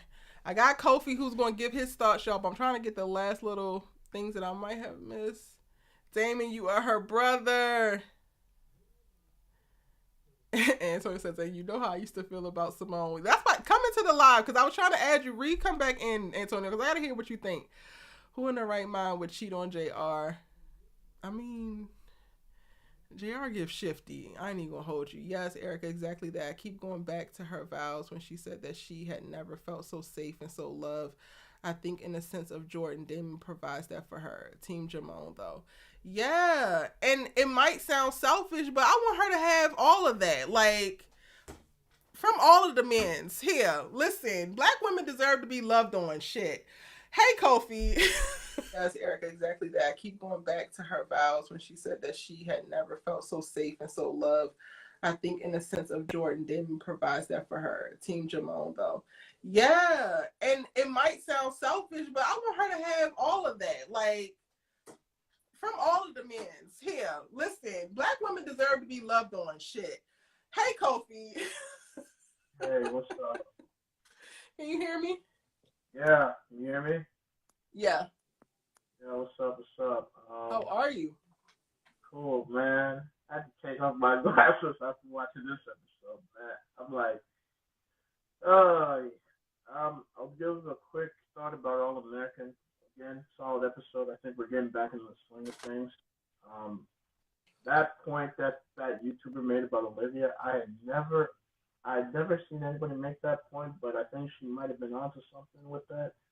I would really like it if you expanded on that in a future video, because I think we need to dive deep more into that, because we've never really addressed the biracial identity thing, not just with Olivia, but also with Jordan, because they've grown up in Beverly Hills, and they never really got exposed to their blackness until Spencer came into their lives. So he's opened that up to them. So I think that's one aspect that we should look into. Yeah.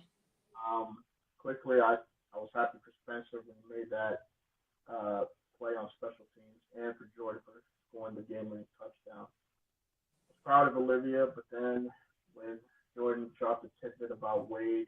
That's just going to bring more mess. This is probably a bold prediction, but I feel like Wade and Jordan are about to throw hands next week because Wade's all up, well, you want to take my spot, come and get it. So there's going to be some smoke and it might be a whole barbecue up in there. So we'll see what happens. And, yeah, that overall All-American was good. Now, look at the homecoming because, man, we got to give Peyton Alex Smith his flowers. That was some great TV. He did that. Man. He took me back to some of Spencer's like season 1 cries, and I was like, come on now, come on. And the fact that his dad has Alzheimer's and he's relatively, I'm not saying old, but he's relatively young. He's young. That's just what makes it sadder. And, I think like he felt like he was just, resigned to the fact that he's never going to find out about his birth parents. And I actually thought that his dad was going to die because when his mom called and said he went to the hospital, I'm like, oh, shit, he's going to take the Me too.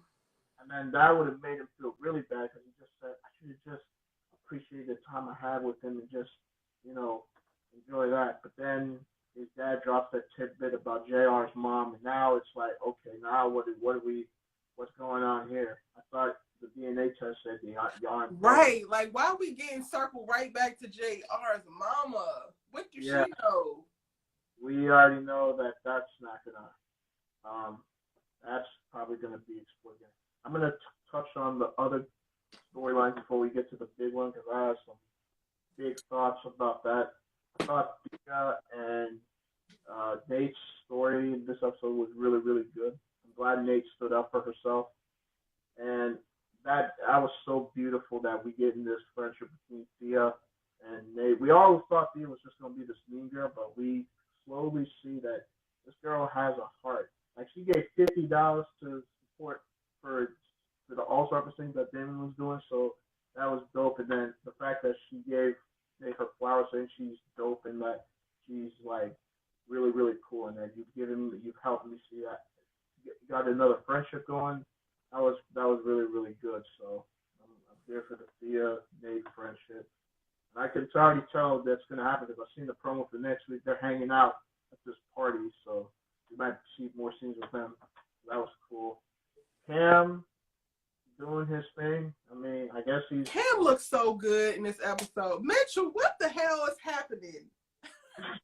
Yo, bro, the dude just can sing, man. He got style. He was so fine, and he can, like, he was perfectly moisturized. Like, okay, go ahead, Kofi, because I mean, Cam doing this thing. He finally accepted the fact that joining being a singer, him singing that song with that new chick. I think what is her name, Gabrielle.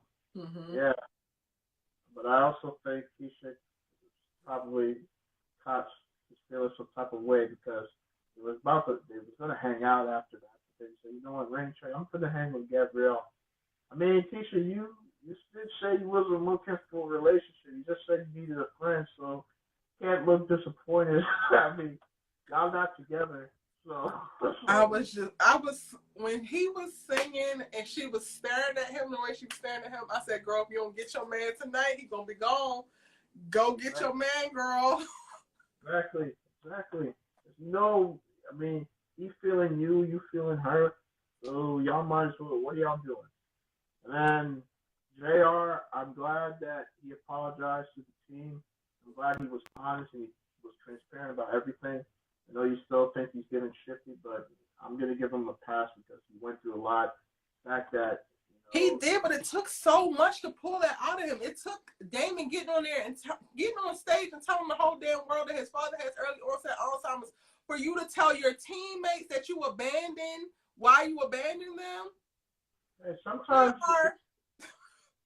it takes other people speaking their truth and opening their heart for others to open his heart. I agree. I just think that there's JR is not a one-time thing with him. He just repeatedly does stuff when it comes to these walls and specifically with Damon, it feels very cyclical of he cool with Damon, then he get pissed with Damon, then he really pissed with Damon, then he ignored Damon, then he kind of think about it, now he cool with Damon, and it just goes around in circle. And I'm just like, I'm over it. You have, like, I don't know if he's really learned or if he's just, he sees Damon do something, then he goes and do it. Like, I won't know that he actually has grown until he starts to implement some of the things that he's supposedly listening to and learning from, and not being prompted by somebody else.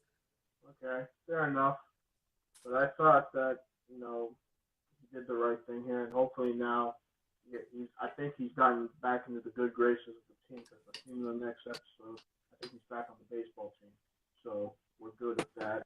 And then finally, man, Amara can't catch a break. Just when we thought that she got cleared over the edited video about her talking bad about Brinson, it looked like things were going to go great. And then all of a sudden we get this mugshot and then Zeke's like, please tell me this was doctored, but it's not. And now we got another mess that she's got to deal with. And I mean, I'm definitely going to need context on it, because I'm like, if she got a mugshot from the past, she got a mugshot from the past. It looked like that was her college days. So, like, and did y'all not vet her before?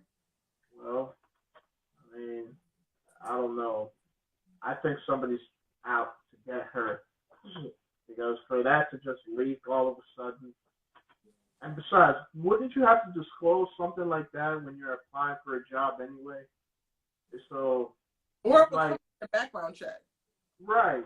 So that doesn't make sense. And I don't know if you know this, but I feel like they're also setting up a triangle between her, Coach Turner, and then Zeke, because the fact that she just decided he just left the drink is like, I know I've been kind of a dick, and I'm sorry about all that, but then I think they spent like hours just drinking this bottle of wine or whatever, so you might get a triangle there. Okay. Yeah, that's definitely coming. I don't understand, but I'm like, all right, girl, I guess, because Zeke is giving ghetto. One band, one sound is still giving ghetto. We don't want him, but okay, girl. Zeke's probably, I think Zeke's feeling her. You know, I mean, I've always felt like that. So we'll see what happens. Yeah. Okay, so let's get to the big one. I'm going to have to take my glasses off this. Okay. Simone, this is on you, girl. All of this could have been avoided if you just made some boundaries, but nah. All of what could have been avoided? I mean, because Keisha made the said emotional cheating, right? And they haven't actually done anything yet. But she can't be that oblivious not to know that Damon is still with her. Come on. But even everything was heightened in this episode because he thought that he was going, like, he goes to go get information from his dad who doesn't know anything. That shuts him down. Then he comes back. He thinks he's going to lose his dad, but his dad is just in the hospital. So it's also like she can't put up boundaries around him going through these emotional moments that are also heightening whatever is already there. Like, to me, there was nothing that Simone could have done different because she did not act out of turn. She supported him as a friend while he was going through a very traumatic moment in his life. Fair. But now it's now more complicated than ever because I'm pretty sure she's going to tell Jordan next week, and I've seen the promo, and Jordan did not look very too pleased when they were in that elevator. I don't know if you've seen it yet, but I've seen it, and I'm like, oh, damn, here comes the mess. And it was coming. I knew it was going to happen, and I predicted this when we talked about it last week. I said, something's going to happen either on that trip or when they have that dance. And I'm not going to lie. Like, I watched that whole scene.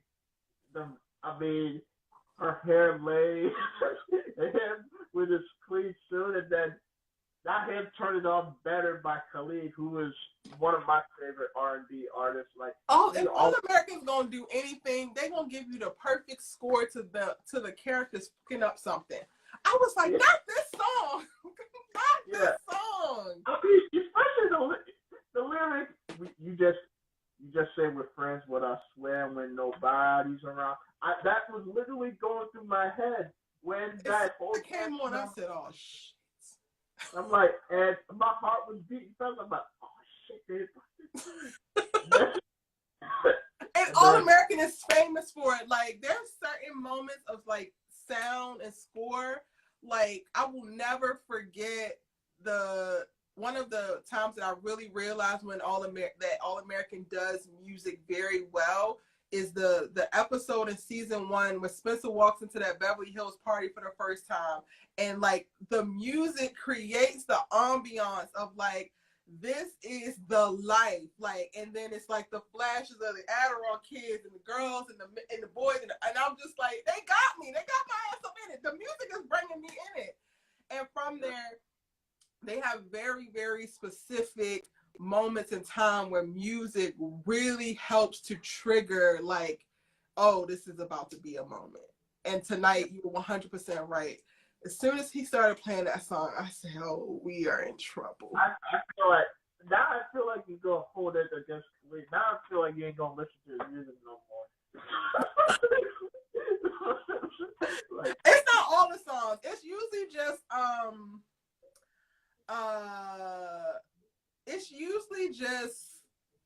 when it's like something traumatic. So like, I can't listen to the songs from the Vegas episode and then repeat that thing in the car crash. So like, it's those songs, but like this, I can listen to it, but then I'm gonna go back to places like, okay.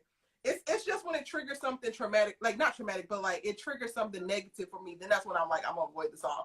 But if it's something that just really works and it's just like, well, they got the scene off and it was beautiful, then I'm gonna go ahead and I'll just like, I'm sorry, like, and I hate to submit it, but the vibe is right. Like, I wouldn't have been mad if a kiss did happen because she looked way. But it didn't.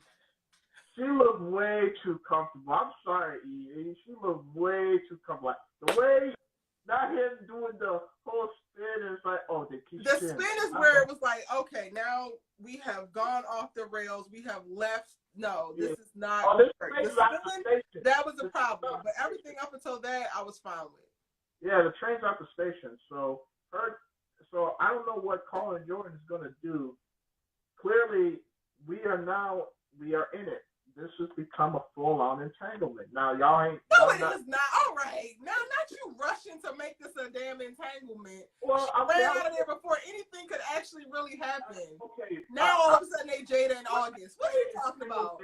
When I say it, I'm using it from Damon's perspective because he clearly, his feelings about Simone have been clear from the jump. Like, he's being honest with her. I don't think she's being honest with her. Even Keisha had to point it out to her. You not being, like, when she said that I like Cam, at least I'm honest with my feelings about Cam. You're not being honest about your feelings about Damon. And I think that's why she ran off, because I think deep down she knows she's starting to feel him too. And okay, but catch yourself, because if you're saying in that moment she's starting to feel it too, it's one thing to say that she's not being honest if she knows and she's not speaking to it. But if she doesn't know and she's starting to realize it in this moment, then she was being honest. She didn't know. All right, well, the point is she's seeing it. Not the point is, y'all try to make points, and then I try to make sure that you get specific. If you're going to make the point, then all of a sudden the point is, Erica. Look, I just think she ran because she's starting to see it, okay? She wouldn't have ran. Yeah, she ran because in that moment she saw it, for sure. Yeah. So now I'm interested to see where it goes from here, because y'all in campus, y'all still are going to go to these family dinners now. So what, y'all not just going to talk anymore? Is that what it is? You just going to try to... But also I want you to make a note that, like, she also ran because she chose her relationship. Oh, yeah, that's true, too. Yeah, I don't fault her for that. I mean, now is Damon in the wrong? Because I know he knew that she had a boyfriend, but, you know... I'm going to give him a pass because his daddy stuff was going down. But otherwise, I would be on his head. Because this is exactly what I was telling you with the last live that we did about how this is selfish. Right. And I feel, and it can be selfish, but like I said, man, I've been a Damon. I've been in that situation where I had a best friend. We were friends since we was in middle school. And then we in my senior year, I started having feelings for her, but she was in a relationship at the time. And then she broke it off, and then I wanted to tell her I started feeling her, and I was trying to tell her how I feel, but then She said she valued our friendship, so I kept it to myself. And I didn't. How soon after the breakup did you tell her? Oh, I never told her. I kept it to myself because she said she valued me as a friend. And I felt real bad. Why did she tell you that? Huh? Why did she tell you that then?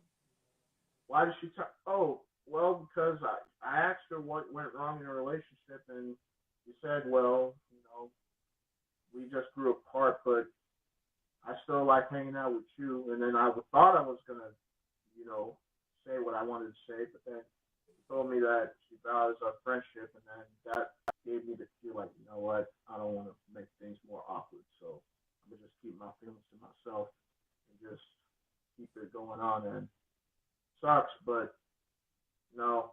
And y'all we still cool now, so. You and still those subsided. Like, I mean, I still care for her, but I never really, acted on it. So I want to. Do I want to? I don't know. I mean, I'm in my life right now. I'm still trying to get my paper, so I really. God. No, like another man who's just trying to check his boxes. Like, y'all think so pragmatic when it comes to this, and I'm like, Lord have mercy. Look, I just want to be financially secure before I start trying to see a girl. All right. I get it. Is she in a relationship right now? Oh no, she's in school trying to be a doctor. So I haven't talked to her in like. Well, go ahead and Yeah. No shot while you waiting to be financially stable. Right, but Damon, I think, is gonna. Even at the end of the episode, when his mom, he was finna go to her, but then he heard the conversation she was having with Jordan, and he did the right thing. I think he's. Now I'm interested to see how he's gonna react when she says she needs to take a step back. Because I mean, it's hard to just emotionally detach from a person that you feel like you have a genuine connection with, and you opened up your soul and shared your most intimate feelings about, and then now it's like, damn, what are we finna do? We just gonna avoid each other. And Erica, you might be on something with this Thea. Now that Damon and Simone ain't hanging, you might be going. That might open the door for him to go talk to Thea, because I've seen how he looked when he made that donation for that $50, and he looked really, really, touched by that. So, best way to get over one broken heart is to go and, hey, Thea, what's good? Like, what's up? I think that's what's going to happen. And now I'm really curious to see what's going to happen next week, because I think this is going to affect him on the baseball field, because it looks like he wants to throw hands at the opposing player when he starts, taking subtle shots at his game and stuff. And now I think this is going to throw him off his focus. And and I see. Yeah. Now, why do I have a strange feeling that we're gonna get that something's gonna happen in All American when Jordan and Layla get stuck in this recording studio, locked for God knows how many hours, and we want and something's gonna happen there. I don't think so, but it's TV. It wouldn't be good TV if we didn't have any more mess. We're in the middle of this big ass love square triangle, whatever the hell you want to call it. I mean, it's a mess, man. And this is why I implore dudes, if you like a girl and you feel the girl and you want to be with the girl, you better just let that shit go and just go for broke. And if she ain't feeling you, then you just move on. But you holding on to it and then just saying, oh, we can be friends. Well, let's just be friends. Let me just support you. Let me be good for Like you can't be friends with somebody trying to be in a little. If you like feeling. Then the like, problem with that is, if you are a male and you can only be nice and supportive to a woman because you're romantic interested, then you're going to struggle. I didn't say that. I said that, like, if you have more than feelings for her, then yeah, you can still be a supportive friend. But if you want more, then you need to be honest and just be upfront with it. Don't hide. That's all I'm saying. I don't think that Damon is hiding. Oh no, I don't think he's hiding too. I thought But I just think he was being respectful and classy because he Which is knows he's. what you should do. Yeah, but I think in this episode he's one of my favorite characters. But I can honestly say I think he did cross the line a little bit. Yes. The only saving grace is that. But he did so because he was emotionally. Hey, love. Give me 1 second. I'm checking the chat, y'all. We on 2 hours. We gotta get ready to wrap this up. I got 3 people left in my queue. We're gonna have to make these a little shorter. These little feedbacks a little bit shorter. I refuse to believe that Simone just gained feelings for Damon based on what Keisha said this episode. Well, Lakeisha was going off of what she has seen, okay? Not anything that Simone has actually disclosed to her. She has not told her, hey, I'm feeling Damon and I don't know what to do. So she is an outsider looking in, and we tend to project some of our things onto people as well. So I don't think that you can just say because Keisha said it, it's the right thing. Not that I don't think that her mentioning emotional cheating is a real thing, because that is a very real statement. But you can't just say, oh, she had feelings from the very first moment because she said this.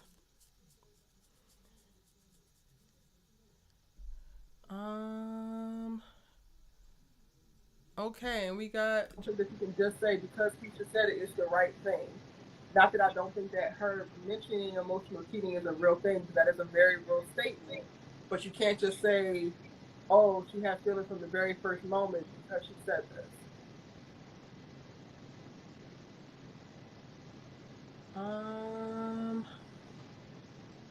Okay, and we got Jemiah. What's up? Hey, so first, hello to everybody in the chat. I've been up since 4. I haven't been asleep. It's like 1:25 over here, so sorry if my brain is a little scattered. But first, I would like to say I really liked where Taya's going, because she's actually trying to get to know herself and put effort, and she's trying to figure out who she is off the court. So she's trying to submerge herself with like different females and everything like that. And with Nathaniel, I don't like seeing people cry. So when she you know, confronted the other people about, you know, how they did her, I was like, dang, that's messed up. But I also didn't want to see her cry in front of them either. Mm-hmm.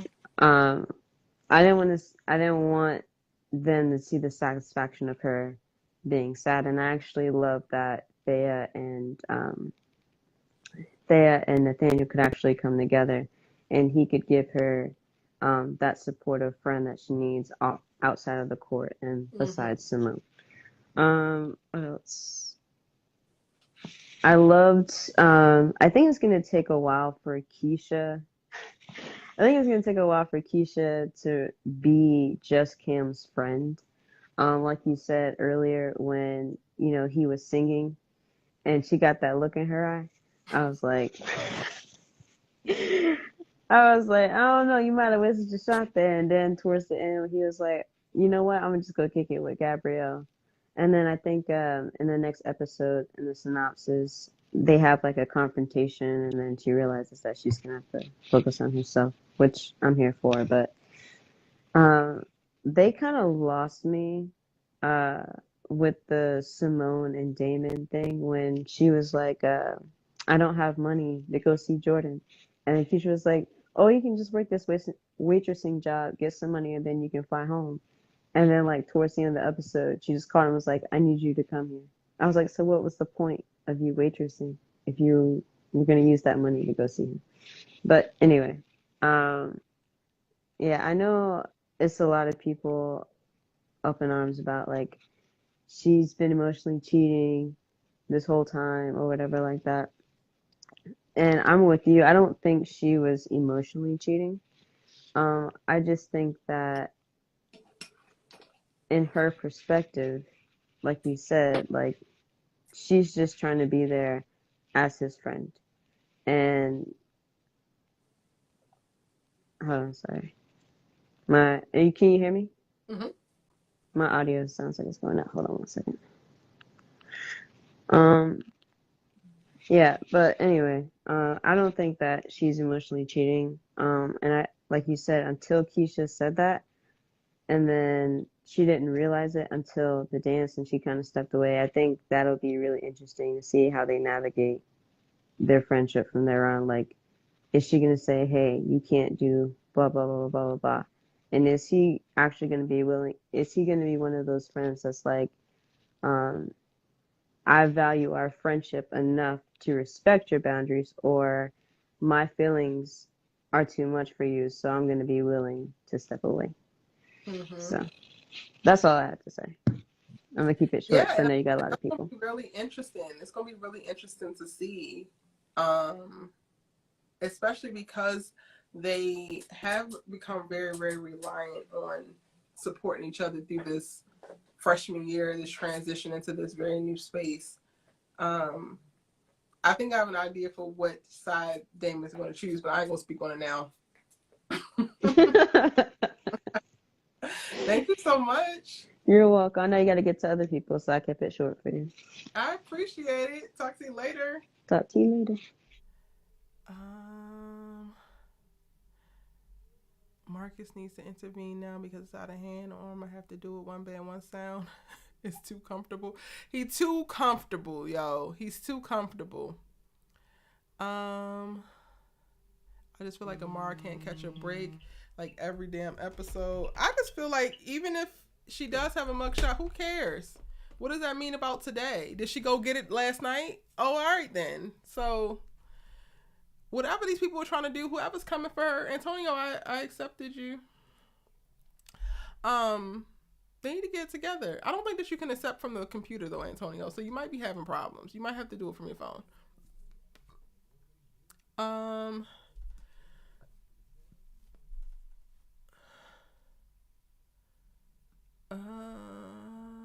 Thea deserves more than to be Damon's backup choice because he can't be with Simone now. Okay. I mean, I don't think him being with her is going to be him picking a backup choice. He did connect with Thea. He researched Thea. He knows Thea pretty well. He's not spending the same amount of time as he has been with Simone with Thea, but it's not like he never looked the girl away at any point. But okay. Becoming Selena says, I don't believe Simone was cheating, but she had a blind eye to Damon's feelings and really set clear boundaries.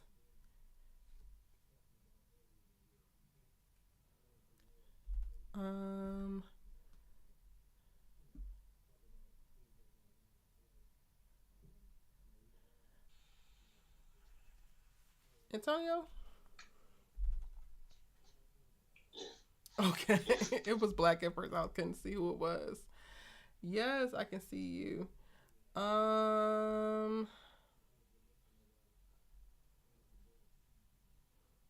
Okay, hold on. I'm waiting for it to sync up on YouTube.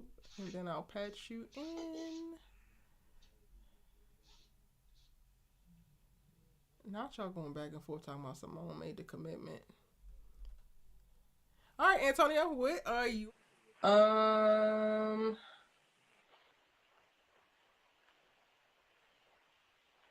hold on. I'm waiting for it to sync up on YouTube. And then I'll patch you. Okay.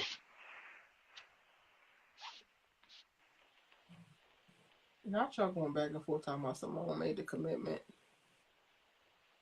All right, Antonio, what are your thoughts about everything that we were talking about? What specifically Or what Simone and Damon? what you want to whatever you want to share. Geez, I don't know. I guess first, I knew what happened with Nate was gonna happen, and I didn't want to watch it, but I knew it was gonna happen anyway, Yeah. and I was just like, it's gonna hit hard, and I felt so bad because like she wanted it so bad, and then just to be like to find out that what you thought was happening for a totally different reason. That was trash. Complete trash. What else happened this episode? JR, I'm like, dude, just tell him why you quit. It's not. He going back to Cody It was on the team because I said what I said. Facts. It was the easiest thing. They was like, all right, what happened? Why did you leave the team? And he was like, it's too much to get into. And I'm just like, it's a simple question. Just tell them what happened, and then they'll let you back on the team. That's all they wanted. What else? Cam. First off, Cam can't stand up. You already know what it is. Shirts coming soon. Merch coming soon. And we are now fully invested. Camp is where it's at. Yeah, I already see what this Gabrielle thing going. And I'm sorry. She was on the hunt for a brother. Keisha, I fear that you leaving that man at that damn diner was it, and that was all. She lived 2.0. You remember how I kept saying Layla was teleporting? Yeah. You know who was teleporting this episode? Who? Gabrielle. She was hunting that man down. She was really teleporting. Like, Layla wasn't even doing all that. This girl was putting up posters with his name on it, popping up on his friends. Yeah. Full name. But, okay, I guess to go back to Damon and Simone. Damon just went through the ringer this episode. It was an emotional roller coaster. He couldn't catch a break. Yeah. And I felt real bad for him when he found out that his dad was in the hospital, because he was blaming himself a lot and thinking that he was the one who caused the setback for him to have to go into the hospital, which as like a kid, like to feel that way about your parent, I can only imagine how crazy that was. So it made sense that he would go to Simone for comfort, because she was there when it all happened. And as far as it's just it's a very heavy weight to carry. Yeah, especially by yourself. And then he also probably feels kind of like he abandoned them by leaving, because now it's just him and the mom. So you can add that on top of him just feeling like everything is his fault and he ruining everything. Mm-hmm. That's what I want to talk about. Oh, Keisha. I don't think she was necessarily wrong about the emotional cheating thing. When I was watching the episode, I didn't take it as her telling Simone that she was emotionally cheating. I think it was kind of her giving her a warning to not get to that point. At least that's the way I interpreted it. Got it. So I don't think she was accusing her of doing it. I felt like she was just early with it. Nothing had happened yet. Oh yeah, I think she was just trying to, And I got I 100% got why she said it. I just feel like back to a societal thing, and I don't know, maybe I'm also in the bag where I'm wanting to create spaces for Black people to be able to be vulnerable and soft with each other. Right. Because socialized to be so hard and so tough and so this and so that. So I really enjoy seeing Simone and Damon interact the way that they do. Aside from the opposite sex, but just seeing two Black people just show up in this way that you kind of are taught that you're not supposed to do. And I feel like when we go through preemptively, not to say that Keisha was doing it because she did not do this. You're right about that. But when we go through and we preemptively well, you can't do this, well, you can't hold this person's hand, and you can't this person's dad he thinks his dad is dying or whatever's going on, and you can't touch him, or you can't look this long. It creates this toxic place of we can't be vulnerable with each other, we can't comfort each other, and it's ghetto. Do y'all not understand that word is ghetto? It's ghetto because we're not doing this with one another. I had lunch earlier today, and me and it's the woman, but we don't know what people's preferences are or sexuality or whatever. And I felt called to reach out and grab her during a part of our conversation where she was getting emotional, and I grabbed her hand.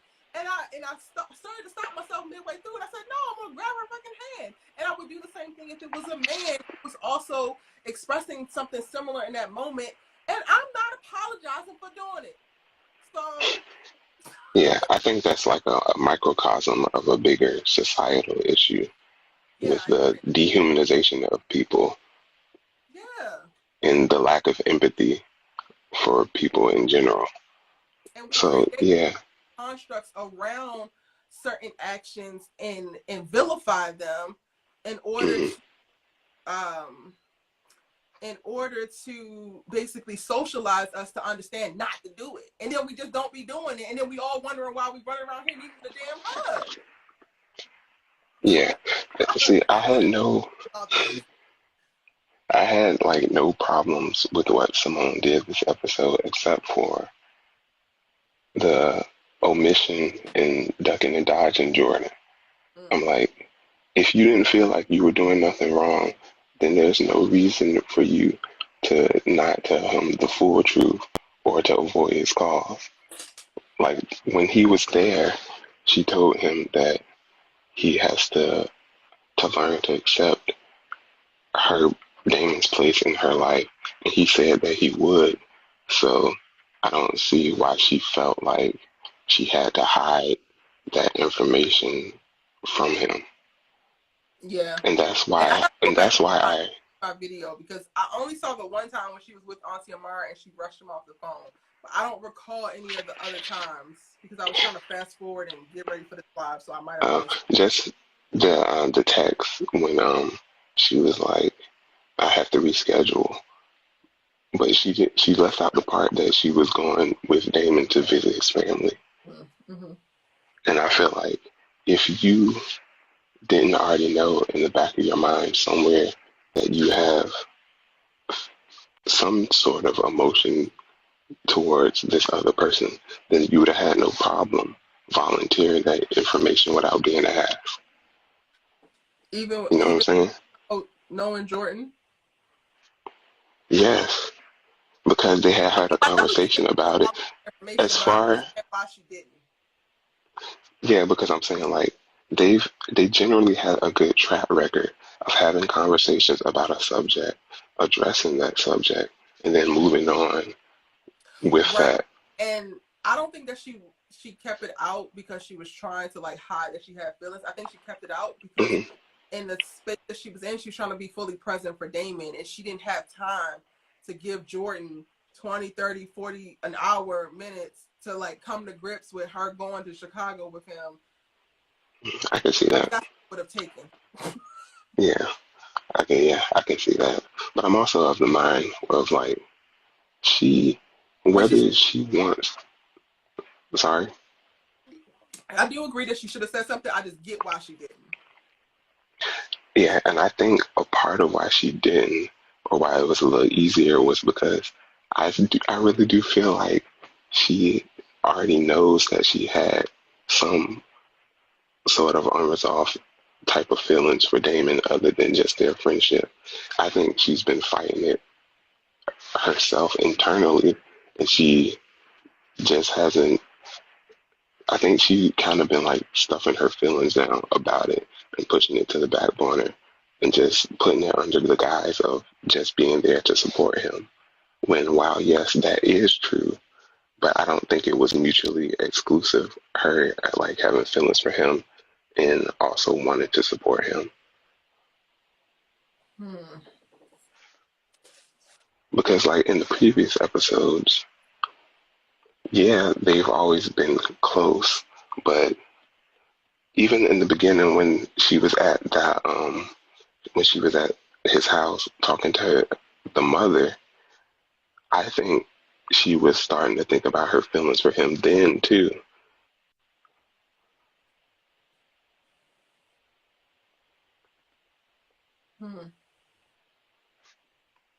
Because like the look on her face when the mom left the room and it was just her in there by herself and she was looking out to the window, I feel like she was starting to examine, or she maybe was starting to examine some of the feelings that she didn't think she had, whether they were like intentional or not. I didn't take it like that. I took it like she was registering like people seeing them as something that they're not, and like her processing that. But maybe. Yeah, I don't know. I'm just spitballing. Maybe though. I could be totally missing it because I'm so, very much so wrapped up in this platonic love that I think that they have shown us. Maybe. Yeah. And Damon knew what he was doing when he picked that song. When he did what? When he Oh, picked that song for them to dance to. he knew I'm how like, okay, bro, you're not playing fair now. You already the lyrics. Come on, you know what the lyrics say. Is it irony that it just describes their situation? No, he did that on purpose. exactly. But then again, he was in a very emotional space, so I can't blame him too much. But as far as like Damon, other than that, I don't really think he did anything wrong either. I think That's they spin. just That's spin for me. that's what. That spin for me was it.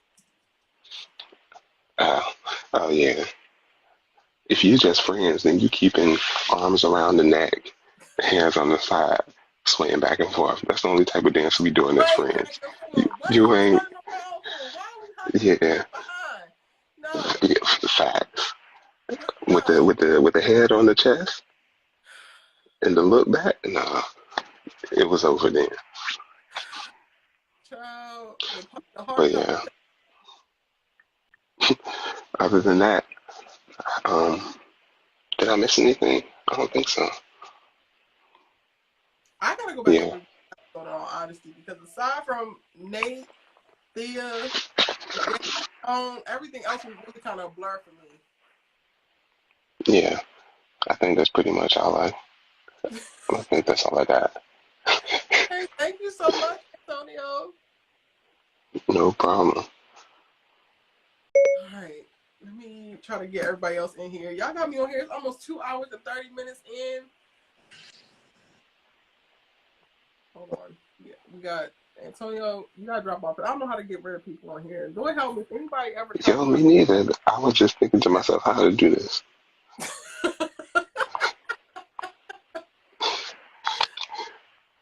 I need to learn how to put people off in case anybody come in here trying to spam me. Zai. Ooh, I got something to say. Oh Lord. Go ahead. I'm about to have my Erica rant. Okay. Okay.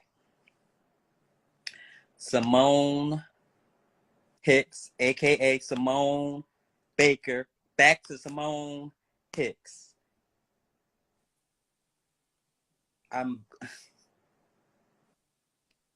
How does everybody else see that you got feelings for this man but you? How now, Keisha, is that her name? Yeah. Keisha wasn't the first person who tried to call Simone out on her feelings for Damon. Her auntie also peeped it. Jordan also peeped it when he came down. How is it that y'all friends, but you wake up and you're laying on him? And that's the first thing. Can I insert something real quick? Mm-hmm. Did Spencer not get checked by Chris about Olivia? Wait, what happened? Did Spencer not be at the homecoming? Mm-hmm. And Spencer's like, oh yeah, I thought it was a thing. It wasn't really a thing. No, we just cool. No, it was a thing. Right. So you can't say how do you not know, because we've seen how people have not known.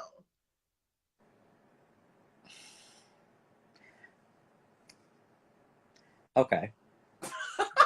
Okay, all right, keep going. But I just wanted to. How many people had to tell Simone, basically, watch out?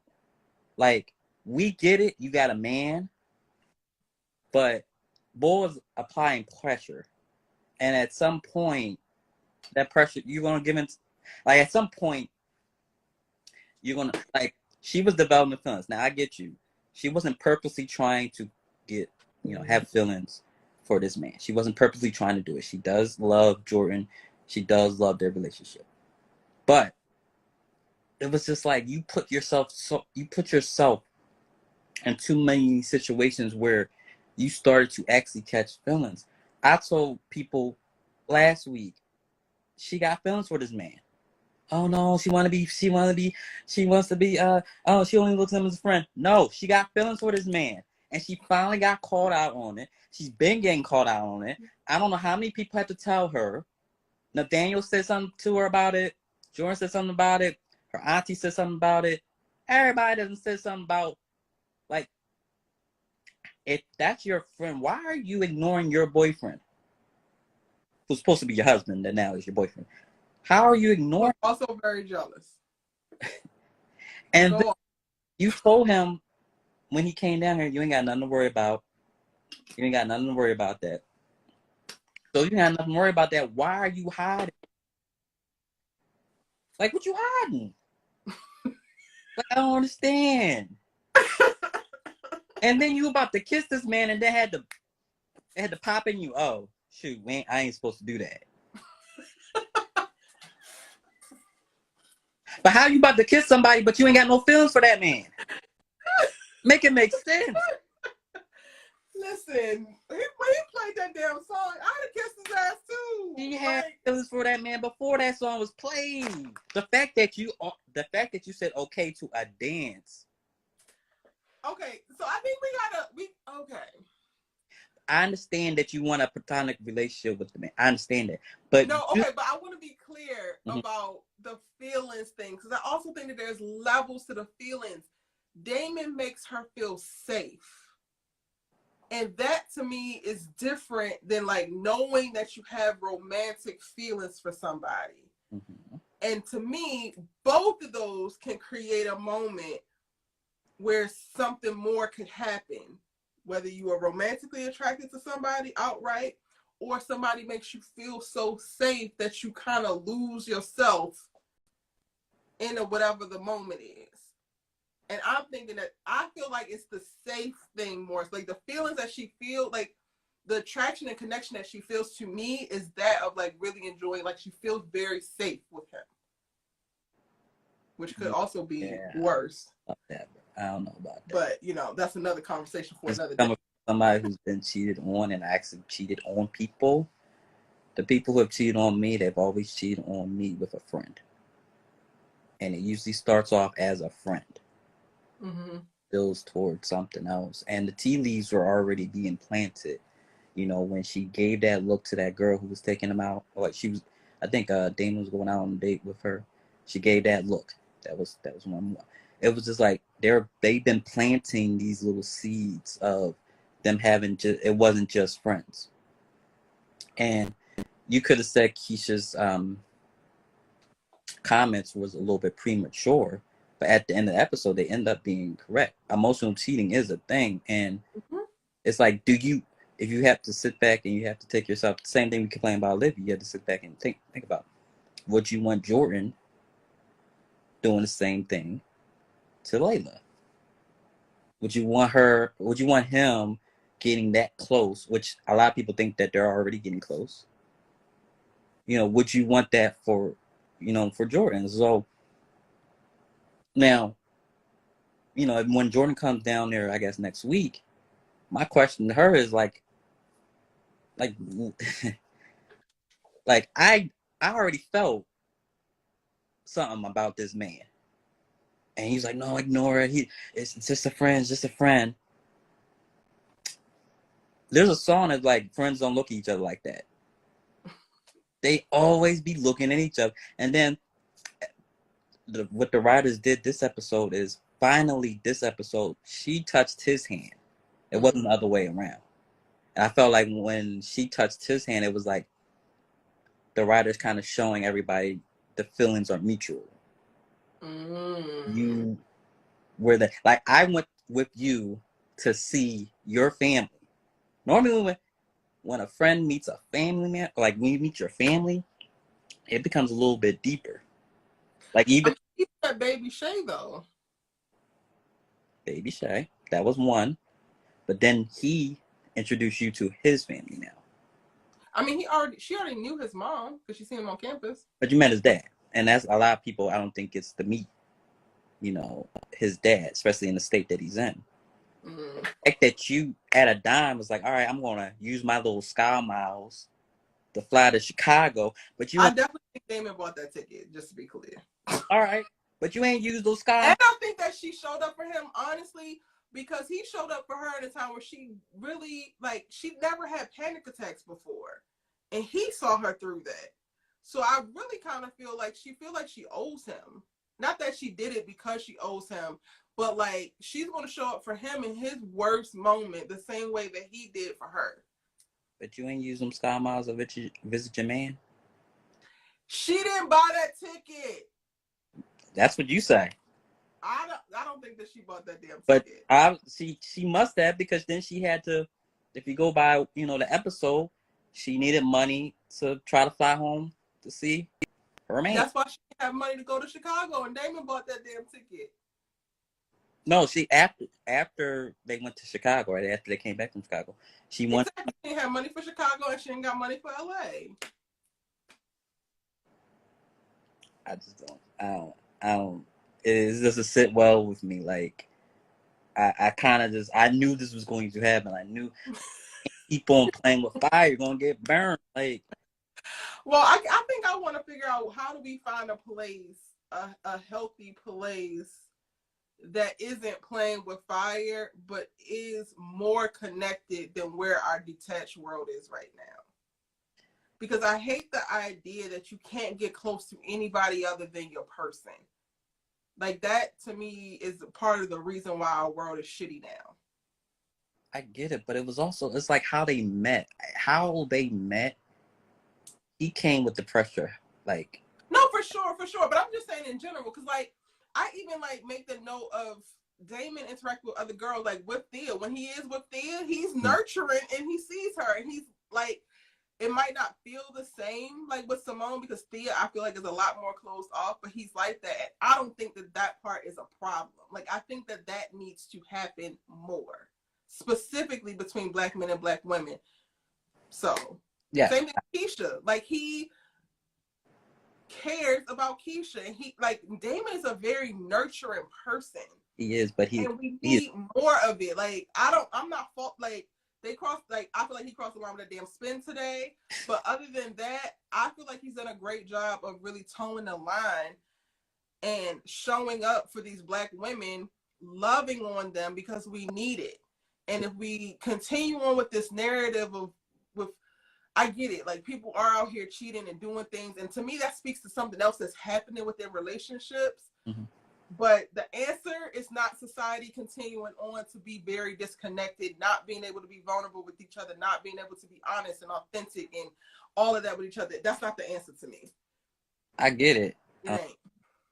I just think that, like, so my beef wasn't with Damon this episode. Normally I'm just like you, I'm Team Jamone all the way. But so my beef wasn't with Damon this episode. She did use her Sky Miles. Oh shit, I didn't see that part. Sorry, my bad. She did. So my beef is with Miss Simone, Hicks, Baker, back to Hicks. Everybody was telling you about this man. How about you having feelings for this? You make him sound like he's a big bad damn wolf. Wait, what'd you say? You make him sound like the big bad wolf. It's just like, how come everybody else can see it, but you couldn't see it? I'm confused about that. Everybody else can see how much this man means to you, and not just on a friend level. They can see it, literally see it. But you the only one who can't see it. You was basically hiding from it. Then you ignore my man Jordan, and I don't know if they're in the same timeline, but he going through his thing over there in LA, and he's so happy to call you and and you sitting here having slow dances with Mr. Damon. Then don't even tell the man. Talking about, you don't even tell him who you went to Chicago with. But you doing everything correctly. You're not emotionally cheating. Come on, what are we talking about? What are we talking about? She knew she was wrong. That's why she didn't say it. She knew she was wrong. Like, all right, I understand you being for him. But that don't mean you gotta fly to Chicago with him. Oh God! Now she should have went to There's Chicago. a thing called FaceTime. FaceTime that man. But you flying to Chicago with him, meaning like that means he means a lot to you.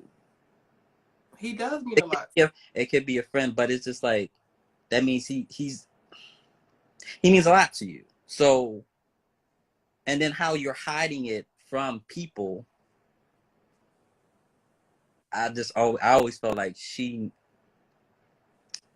knew how she felt. She was just trying to hide it because she has a man. And the spin move brought it out. And then snap out of it. Like, yo, I almost did something I might regret. But you already emotionally cheated. Or you were getting close to emotionally cheating if you didn't do it already. Okay. And she ain't gonna stop. Like, they're not gonna stop being friends. They're gonna, they might have a little, a couple of days of a break. But as you can see, they can't stay away from each other. So it's gonna end with them together. Unfortunately. Riders was writing this. I hope CW writes that damn check because I don't think it's gonna happen in season 1. Down. It's getting close to the end. I don't think it's gonna happen in season 1 for sure, but if they get a season 2, then you can keep hope alive though.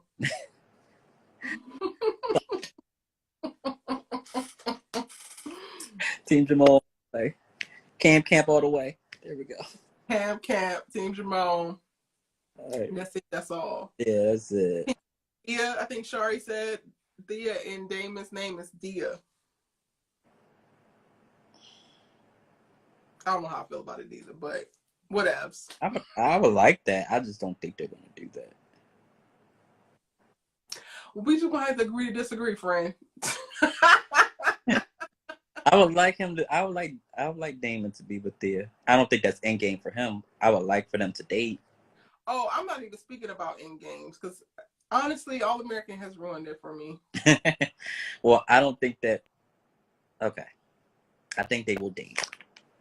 I think they're gonna have to date now because there is gonna have to be some type of separation between Damon and Simone. Just cause. But as I was saying before from the last episode, how is Simone going to feel about that? And that will really kind of dictate like how she really feels about Damon. Because if you're really his friend, you wouldn't mind that. And if Thea's really your friend, you wouldn't mind them two dating. You'd be all for it. Unless you got feelings for the man. Because she's been hiding this whole time. It wasn't like she purposely did it. It's like those things that just develop. Like you develop that type of, and I think what set it off for real is when he handled Baby Shay. They even got you. So I know it got her.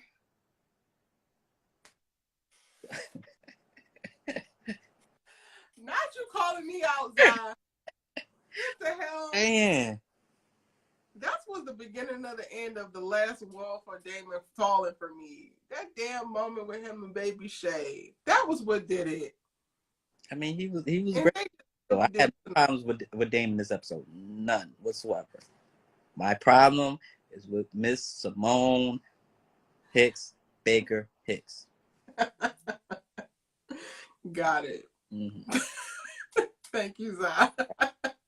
Good night. Now you can get some rest. Good night.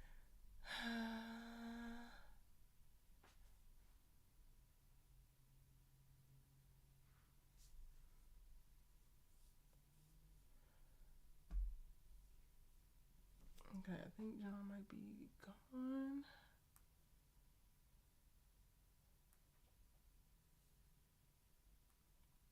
It's just John and Jalyn left. John, I accepted both of your accounts, so let me know.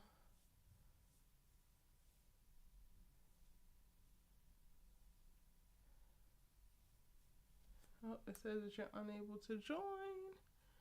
All right. If Jordan would have seen Damon with baby, it would have been over. Oh God, Jordan would have fought him right then and there.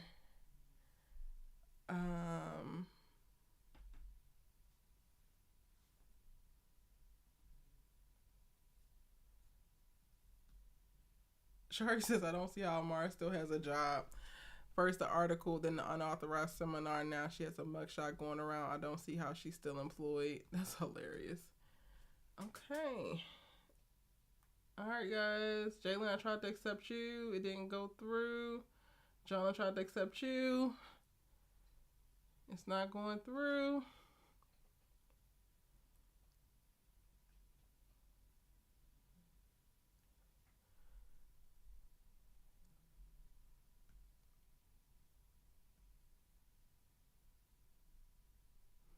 All right, so I get to shut it down. Thank y'all so much for joining me here on IG.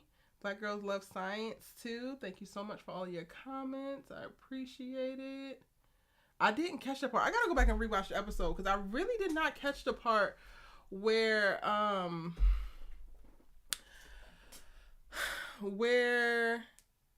she said that she used her Sky Miles, because I was really trying to fast forward to be able to be here for this live. So I clearly missed a few things. So my bad, y'all, because I was very much so mistaken when I said that earlier, hoping that, you know, Damon paid for it because his people got money. Do I think that Damon gonna walk away for the sake of his sanity? I don't know. I don't think that this is making him insane. I think it's uncomfortable, but I don't think it's really like that deep. Good night, Antonio. Thank you so much for all your amazing insights and for moderating. Shout out to you, Anaya. Shout out to the members that were in the chat. If you are watching this rewatch, shout out to you. This was a long one. Yeah, I don't know. I think that Simone is the one who creates the distance. And then Damon just kind of got to roll with it.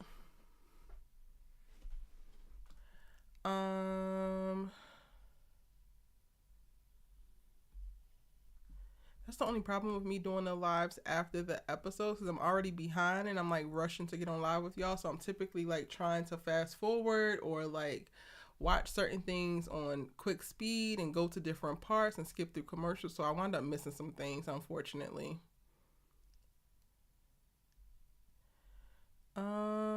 But yeah, thank y'all so much for tuning into this live. Have an amazing rest of y'all's week. I will have my new episodes tomorrow for the breakdowns for each of these episodes, as well as their previews. And then I also have a bunch of really, really cool, which I think are fun, new videos for like, they're like little subject videos, I guess we could say. Those will be dropping throughout the rest of the week. So this week you will probably get an All-American video every single day leading up until next week. I'm also working on a few additional interviews, so look out for some of the All-American Universe faces popping back up on Erica Bain TV. I appreciate y'all so very much for kicking it with me, and I'll see you in the next one. Bye.